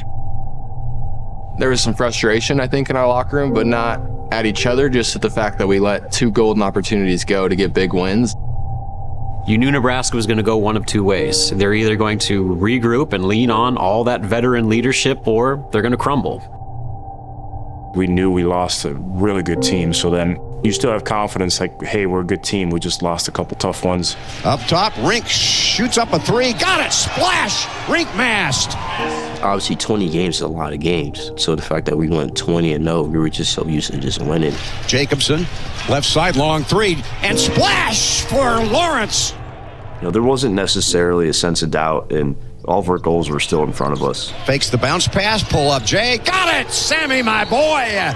Huskers will dribble it out here, and the Huskers have recorded their 21st win of the season, my friends. 9th-ranked Nebraska. Even throughout the wins, the messaging was still the same. The reality of that we weren't perfect. We have returned to Pinnacle Bank Arena in Lincoln, where your Nebraska Cornhusker basketball team will take on Boilermakers, ranked number 12 in the country. You lose the two against Michigan and Illinois, and then you get a good win, but Purdue is a tough matchup. Across the timeline, 2-0 Purdue. Smith's got it, drains it 5-0, just like that. Jay Cox up top. Lawyer got a good look, drains it 14-1. Timeout, Nebraska. That's probably the worst start we could have had for Purdue. We had to just kind of fight and claw back into that game. Sanford with the basketball. He'll cast a long three. Got it, his first one of the game.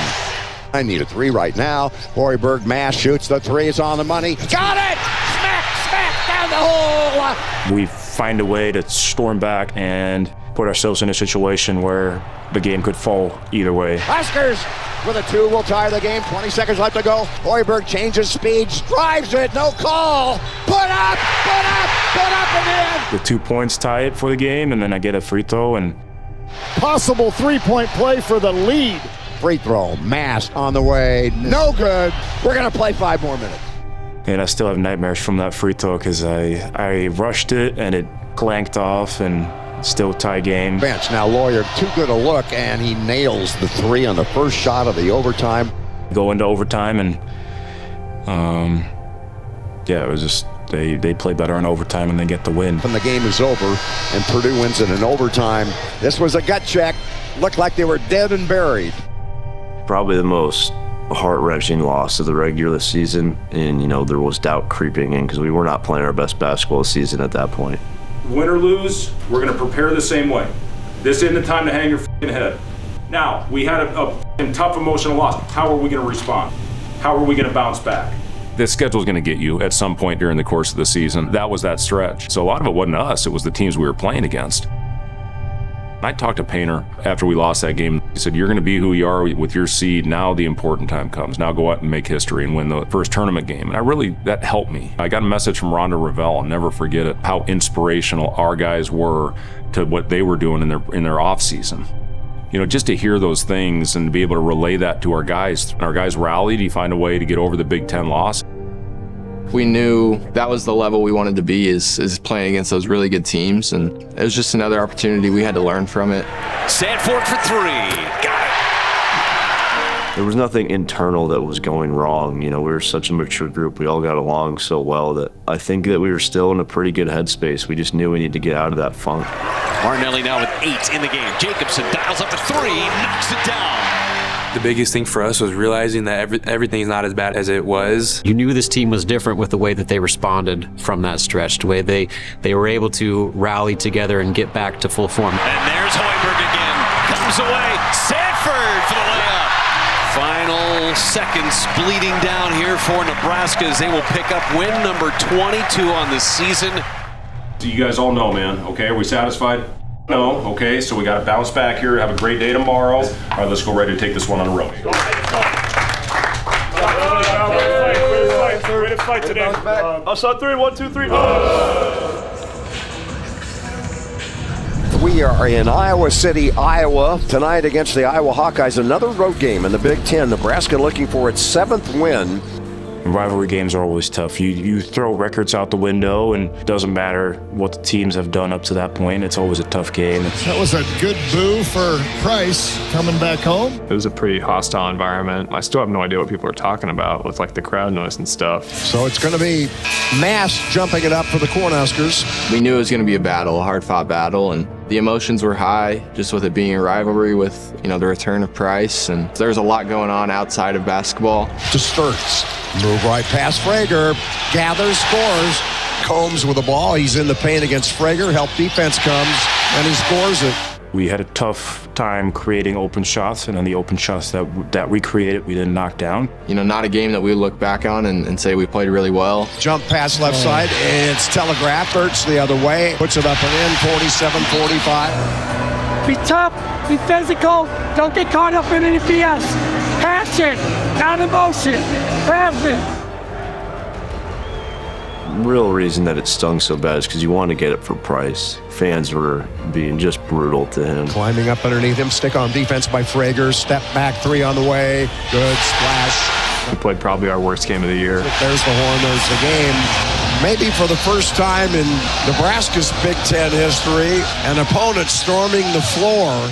A court storm against you as Nebraska basketball, it's kind of, in a weird sense, an honor. It's a testament to the program that coach has built here. For us, for our guys, that it really showed like we're the hunted. Teams are coming after us.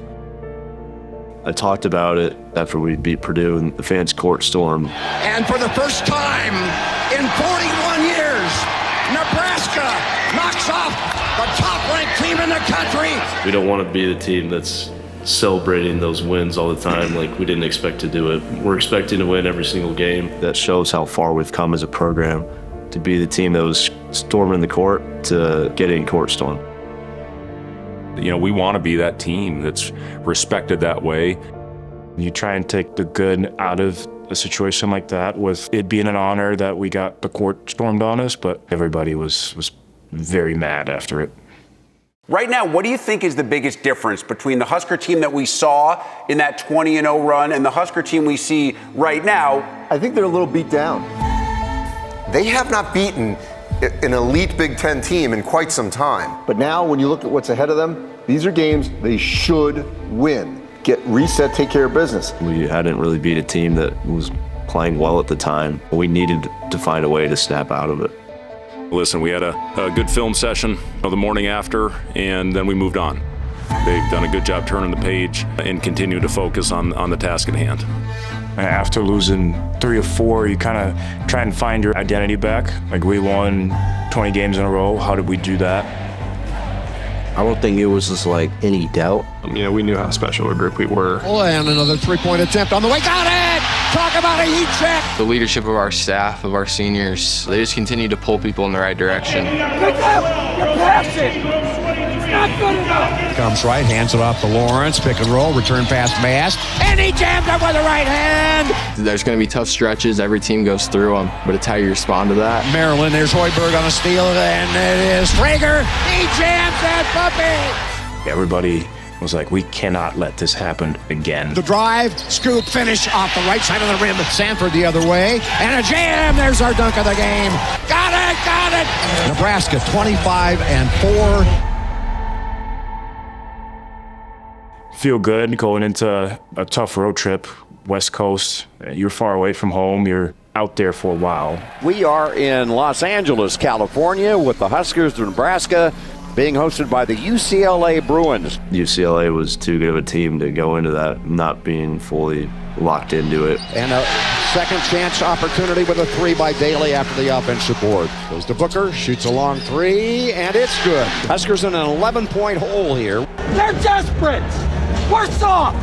You better throw up now, or they're going to score 150! We couldn't make them uncomfortable. It felt like we were always a step behind, and that's not a place you want to be against a team that is that talented and that skilled, and they really made us pay for it. Kick out to Booker, another 3 on the way, got it. Bounce past Jacobson, he throws it away into the hands of Daly. And a dunk on the other end by Daly, and now you got an 18-point game. Yeah, that was a pretty rough game. We just came out flat. Never really in the game. Sky Clark, right side Bilodeau, 3, got it. There's the horn, there's the game. The Huskers get knocked around pretty good tonight on the road. Yeah, no excuses. Like, we just didn't play well in that game. Wipe it away. We had a chance to play Iowa again on a senior night.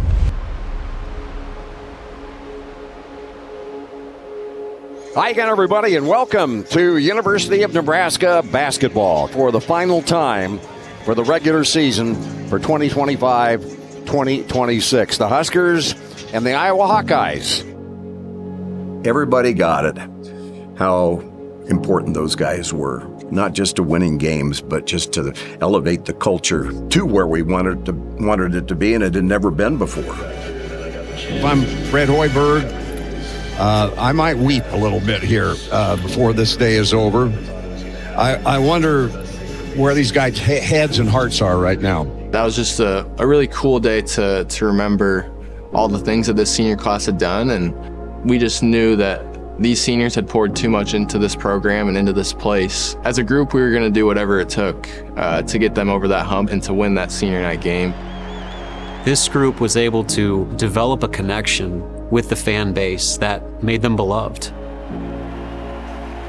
Senior night was very emotional, even leading up to it. I was having trouble getting through the night, just thinking about the moment when not only Sam walked out, but when Rink walked out, Jamarcus, and everything that Kendall and Jared, what those guys did to help us get to a point and to win 20 in a row and to be a part of that whole thing. That was such a special group of guys.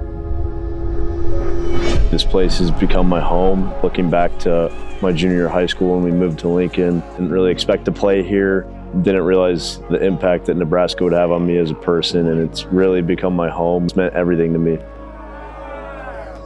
As a little kid, it was always a dream to come over to the U.S. and play basketball here. After 3 years, so many people here, it becomes a second home. My roots are in the Netherlands, but I think I've planted some roots here in Lincoln too. When you first come in as a freshman, you have your own expectations, and each year I'm just learning something new. Credit to Nebraska staff. They show me, ways to, become a better man. Playing here is different, and it's amazing that I was able to put this jersey on, represent the school, represent the state, and it's just, like I said, a dream come true.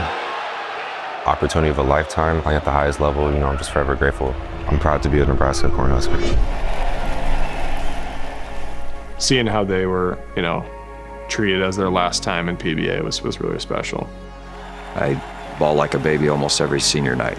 I mean, it is who I am, and obviously Sam Hoiberg for 5 years, and Rink for what he overcame, and Jamarcus coming back, and Jared and Kendall, 2 guys that I recruited, and their stories and their relationships.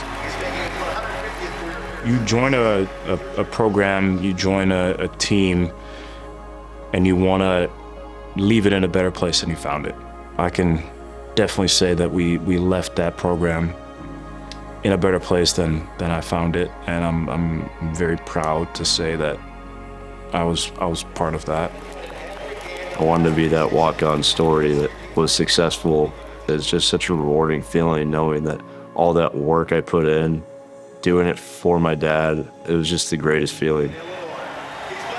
There's definitely emotions too. I wouldn't say I kind of wasn't fighting back a little tears as well. Then again, it was just like, it's just time to play basketball as well. I couldn't really hold on to those emotions. I kind of had to let that go and focus on the game. There's always subplots. For me, I try to make it another game and understand the task at hand, that we don't lose at home.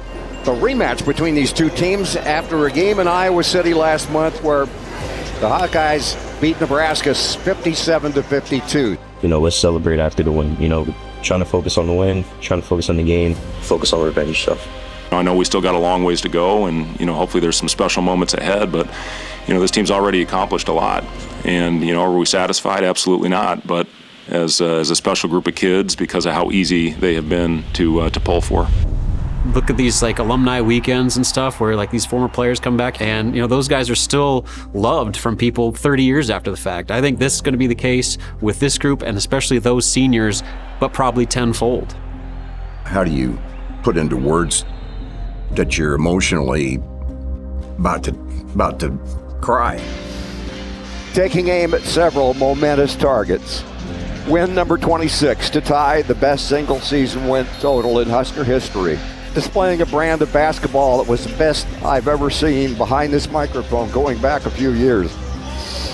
And you savor the sweet taste of this season of seasons. And it's been a delightful flavor that will whet the appetite again for a trip to basketball's big party, to the Grand Ball, where Cinderella's slippers will fit to a T. Off to basketball's best buffet, to a marvelous soiree for dancing and feasting like never before. How delicious the thoughts. But first things first, Nebraska and Iowa. Anticipation of tip-off, wearing their white uniforms. Here we go. Hoiberg, and now it's Jamarcus Lawrence. The trailers, Price, fakes, drives, kicks. Left side, Jamarcus, 3. Got it! Tie ball game at 3. Line extended is Sanford. Right side, Hoiberg steps into a 3. He's got it! Sammy, my boy. Bustards down inside to the cutter, and one foul. No more second chance opportunities, guys. All right, we got to get them off the glass. All right, we got to finish off the possession. All right, keep going here, fellas. Keep going. Change of speed in the left corner. 3 ball on the way. Got it! Garcia! JG, I love you! Hash mark left side in front of us. To Koch, to Sturts, open three, drained it. Close proximity into the passing lane, and Mast with a jam with the right hand. There's one, a boom shakalaka for Rinko.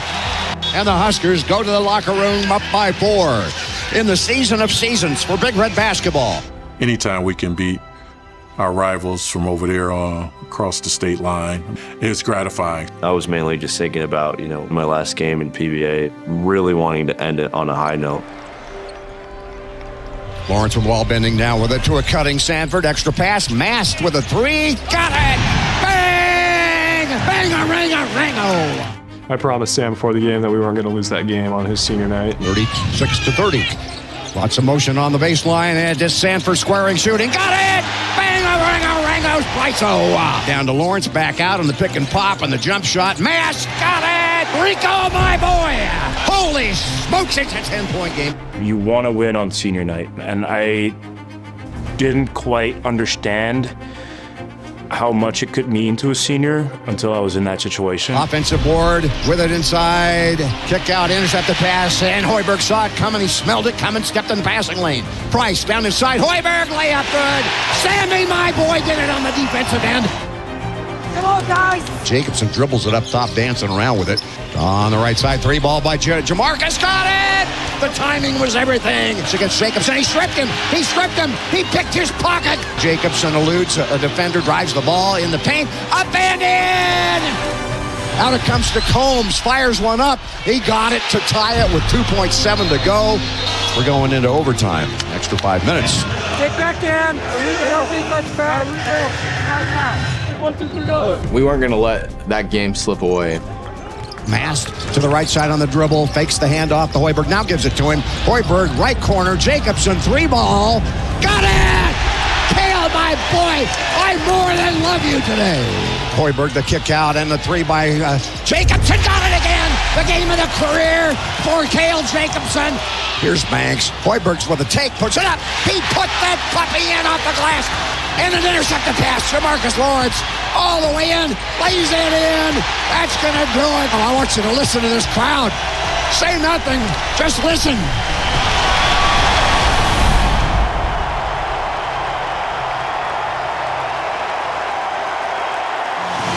The Huskers have done it. They have equaled the most wins in a single season in Nebraska basketball history.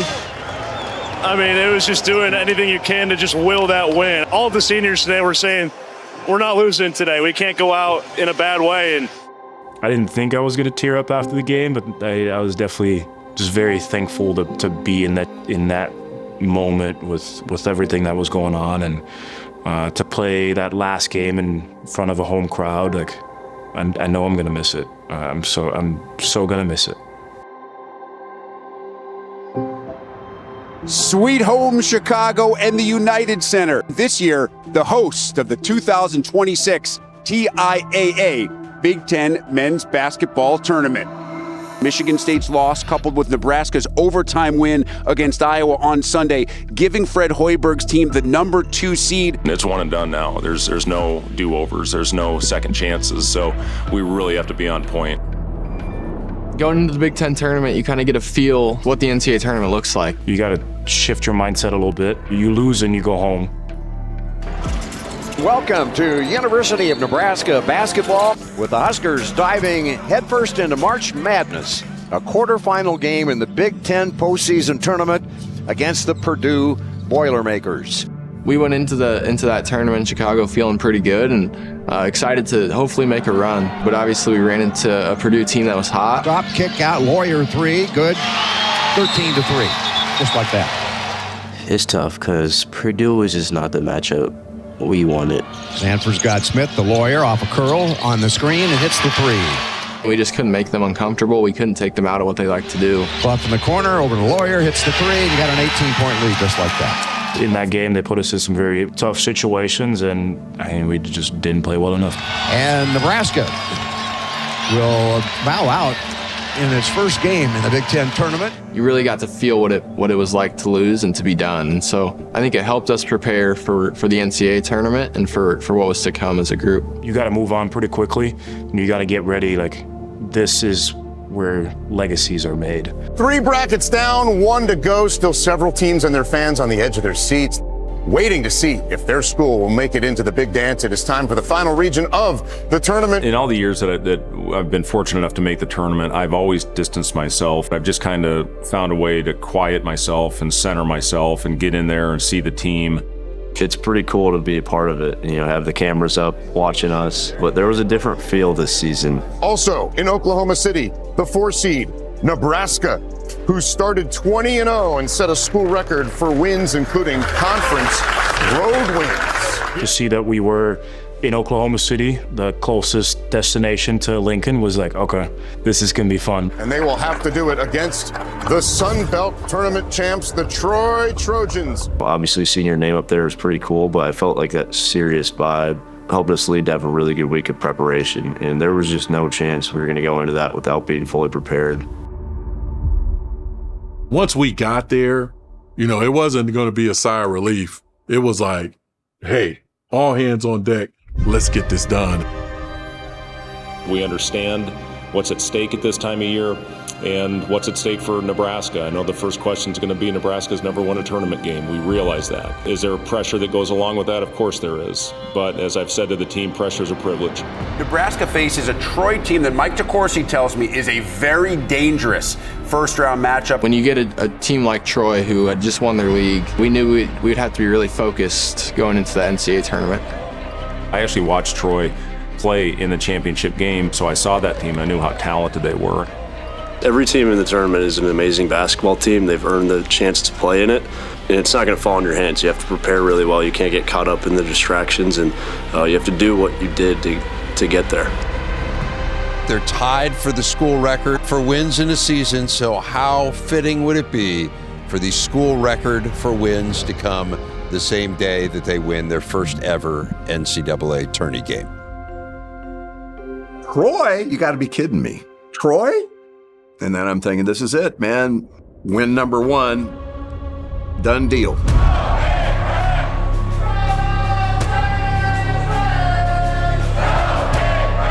And you had the band downstairs. You could hear him playing, but you could also hear the people cheering, and you're on the 14th floor. I didn't expect to see that many people in red. The season was Oklahoma City. My mouth just gapes open even thinking about it. I think we all kind of felt at home a little bit. The nerves kind of settled. We're at the Paycom Center in Oklahoma City, Oklahoma, where your Nebraska Cornhuskers are getting set for the game of games in the seasons of seasons. I have seldom felt anything quite like this. The makers of the game's best story this year set to tip it off against the Troy Trojans out of the Sun Belt Conference. That ever-elusive first big dance win waiting in the wings, here for the taking.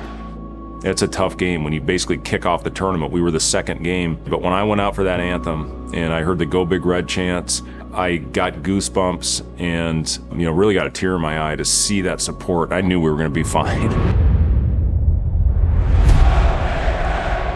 We ran out for the national anthem, and I think they had to wait just because the Go Big Red chants were echoing throughout the arena.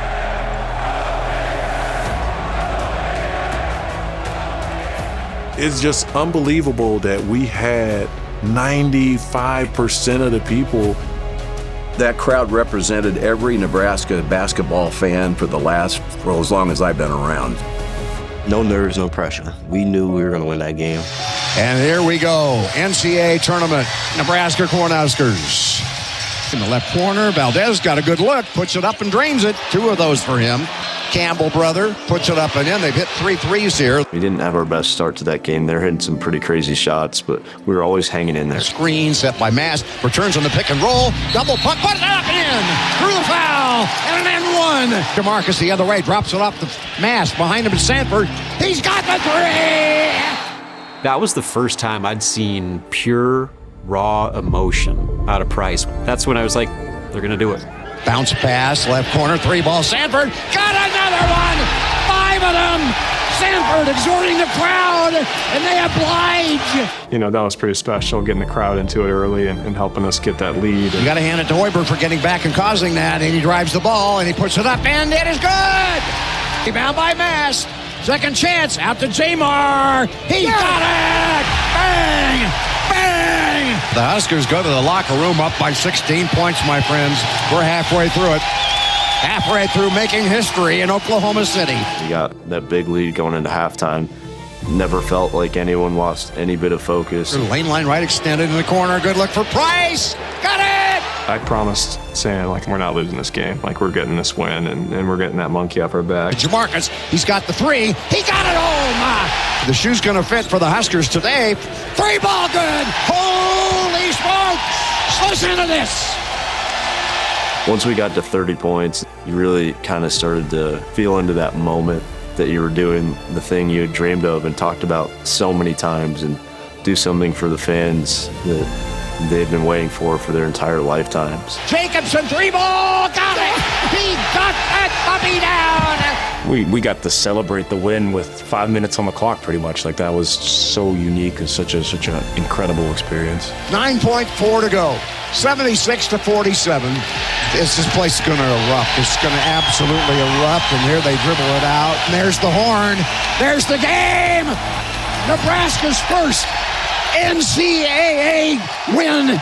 It's all over. All the years going home from conference tournaments, sitting in front of the television, and the ache in the pit of your stomach, wishing you could be there. It wasn't just for this team, and it wasn't just for this season and the fans this year, but it was for every player, every coach, every manager, every fan that suffered this unrequited reality for all these years, and it just erupted as a demonstration of that finally having been achieved. All that's history now.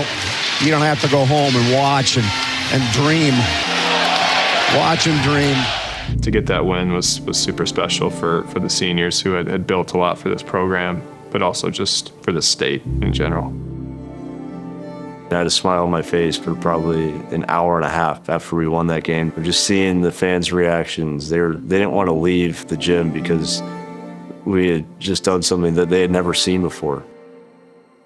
The joy and relief and just like the appreciation for what they were experiencing. I mean, there were grown men like weeping and hugging each other. Like, it was unlike anything I've ever experienced. OKC was one of the most fun weekends I've experienced in 22 years. A lot of emotion came out at that time. Just thinking about not only me, but all the support staff, just the hours put in, and just the payoff to see a group of guys that they set these goals and they hit them. The amount of people that hit me up and said, after we beat Troy, that they cried because of all that they'd been through. And, you know, to get over the hump finally and get the monkey off your back, to hear all those stories has been pretty cool. What are you feeling at this moment? A lot of emotions, Andy. It's just it's been a special group since the beginning, since we put them together. I've just loved coaching them.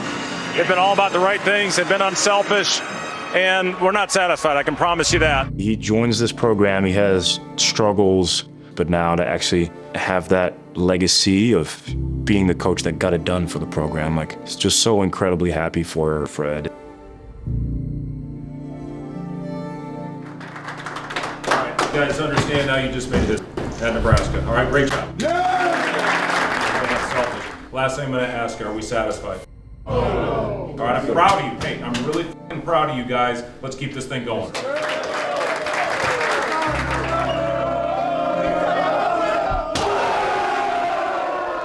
You know, obviously this program was trying to get that first win, but I wasn't just trying to go there for one win.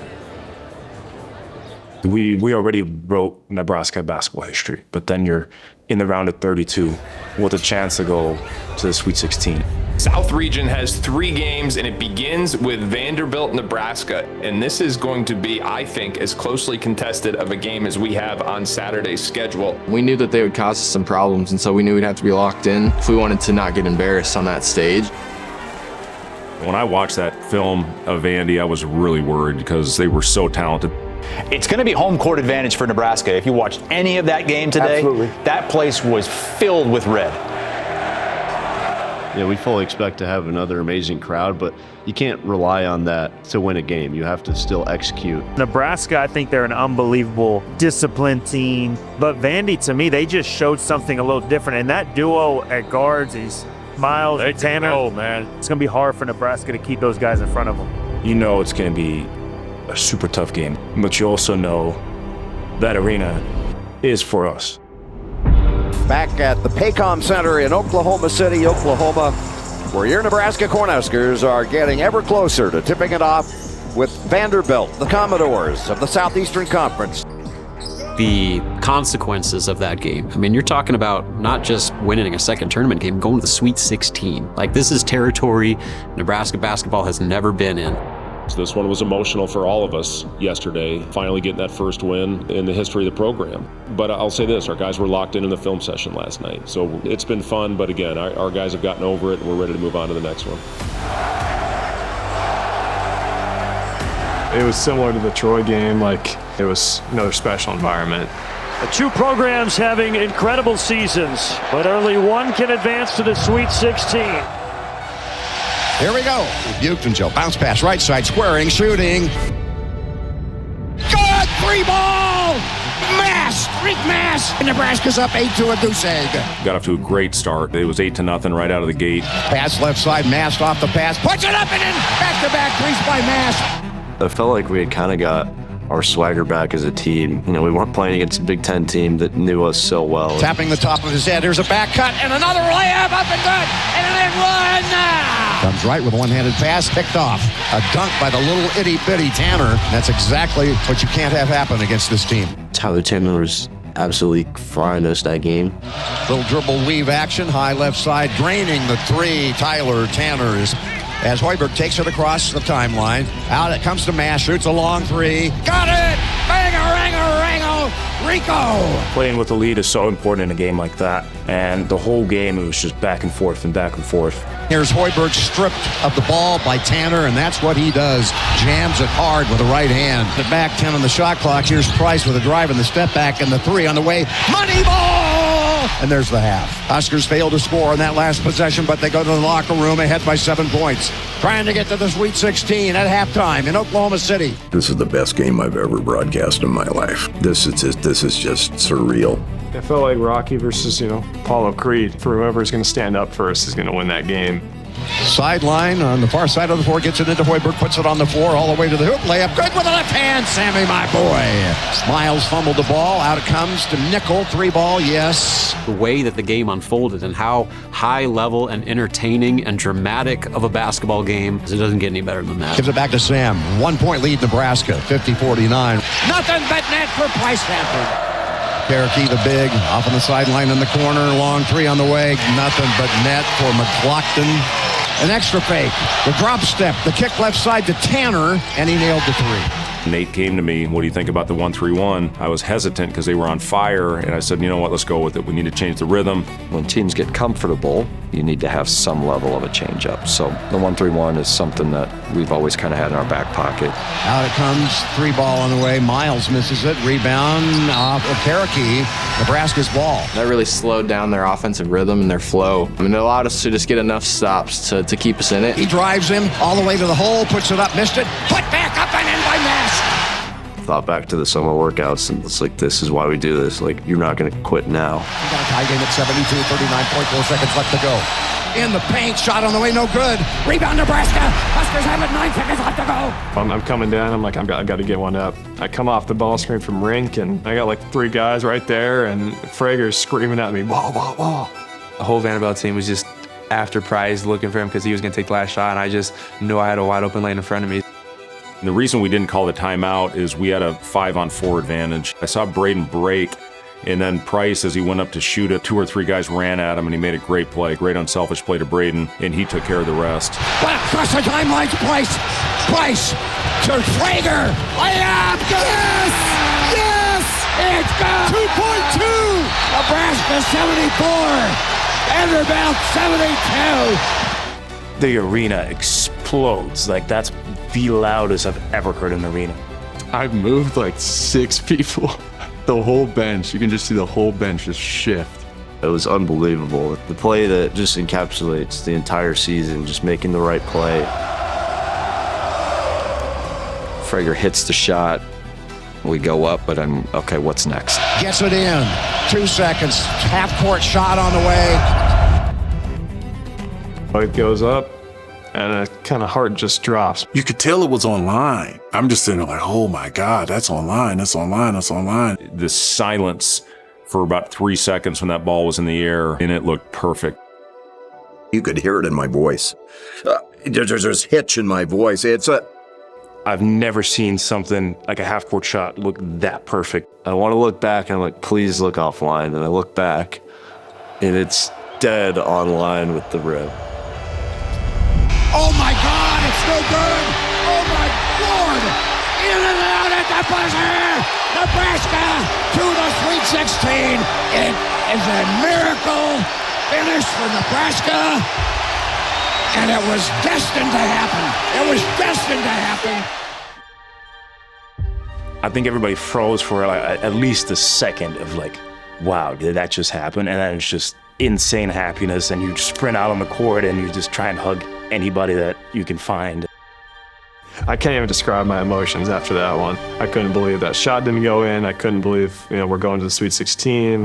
Just all the emotions kind of poured out from the whole season. Look at this crowd. Everyone is still here. They're going to be here for a while. Unbelievable, the support we have. And doing it for them is what makes this so special. And those guys walking around the arena. There'll never be another minute like this, another moment like that ever.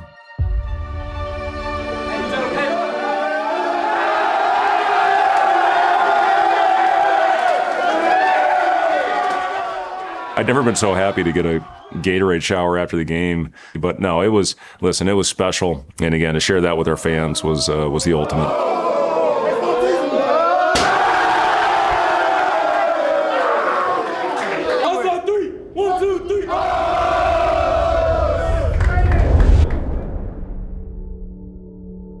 It's the matchup everyone has wanted forever in the NCAA tournament, and they're finally getting it. Iowa, Nebraska. You cannot let this magical ride end at the hands of that other team. For Iowa, you can't lose to Nebraska. For Nebraska, you can't lose to the Hawkeyes. Coming off an emotional weekend in Oklahoma City, we were just super excited to get to Houston and to go compete in the Sweet 16. We knew it was going to be a battle. You're playing against a team that you were very familiar with. You don't like them, you're a rival. The Huskers here at the Toyota Center against Iowa. Taberke, one dribble, right side. Lawrence steps into a three, got it! Out it comes Sanford, another one on the way. Bang! Huskers open up a 12-2 lead. Start the game off hot, take control right away. A little unfortunate we couldn't get that up, but like they've battled back. They did a great job. Three ball good off that offensive board by Isaiah Howard. Iowa possession, whip pass, left corner. Cox's three, got it. 2-point game. At the end of the day, basketball is a very simple game. Like, got to make more shots than the opponent. Koch, Sturts, three on the way, got it. First lead of the game, 68-65 Iowa. Jacobson guards the ball down the floor. Phil Garris has got it, and Phil Garris has a shot and makes it. Once it fires it, misses off the back of the rim, and it's not going to happen here in the Sweet 16 for the Cornhuskers, and the Iowa Hawkeyes are going to advance. And the season's going to come to an end. But it's been the season of seasons. But remember all 28 wins. And remember the Sweet 16 achievement by this team. In the moment, it hurt, and it hurt a lot of people. You kind of just get to sit in the fact that, it's the last time the team will play together.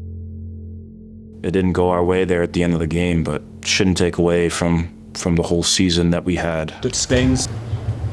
It hurts like hell. It should hurt like hell. But this is the most fun I've ever had in coaching. You guys understand what you accomplished for our program. You raised the standard. You raised the standard. You guys accomplished things that have never been done in this program. Okay? So when we walk out of this locker room, you walk out of here with your head held high. It was really hard with the way that game ended, but also at the same time, those are the ones that give you motivation moving forward. And I know the guys that are back will always remember that as well, and it's going to add fuel to the fire going into next year. We're going to win these games in the future. Okay, for those of you coming back, we are going to win these games. We are going to compete for championships. okay? But I promise you guys, you walk out of here with your head held high. This one's gonna sting, but when we get back home, just realize what you did. Take a minute to sit back and take a deep breath and realize and understand what you did. And this team did things that have never been done before, and they'll always be remembered as the first team to get that tournament win and set a lot of records that are going to be hard to beat. It has been a season of seasons. There has never been anything like it. The Nebraska brand for men's basketball now, we are here. Forever, Nebraska basketball has been trying to sell what it could be. Now, for the first time ever, they can sell what they are. You're not selling hypotheticals, you're selling tangible results. Move over, top 10. Make room for Nebraska basketball. This last year really set kind of an expectation for what we want this program to be, and the NCAA tournament's the expectation, and to go on a run, that's the goal every single year now. I don't have words for the phenomenon. This has just been like a dream this year. Nebraska 20-0. I think the sky's the limit with this program. There's no goal that isn't out of reach. I miss it right now. I missed it 2 days after. I missed it, an hour after. It definitely hurts, but we're going to use it as motivation and get back there. Nebraska to the Sweet 16, and it was destined to happen. It was destined to happen. We're going down as the best team in Nebraska basketball history, the team that finally got that first NCAA tournament win. We did what we had put out as a goal since this first season I got there. Just knowing I only had one chance left and being able to do it in this season, it was just so poetic. It just felt like a storybook ending. Now that we've tasted it, we want to be back there and we want to surpass it, and that's the next step.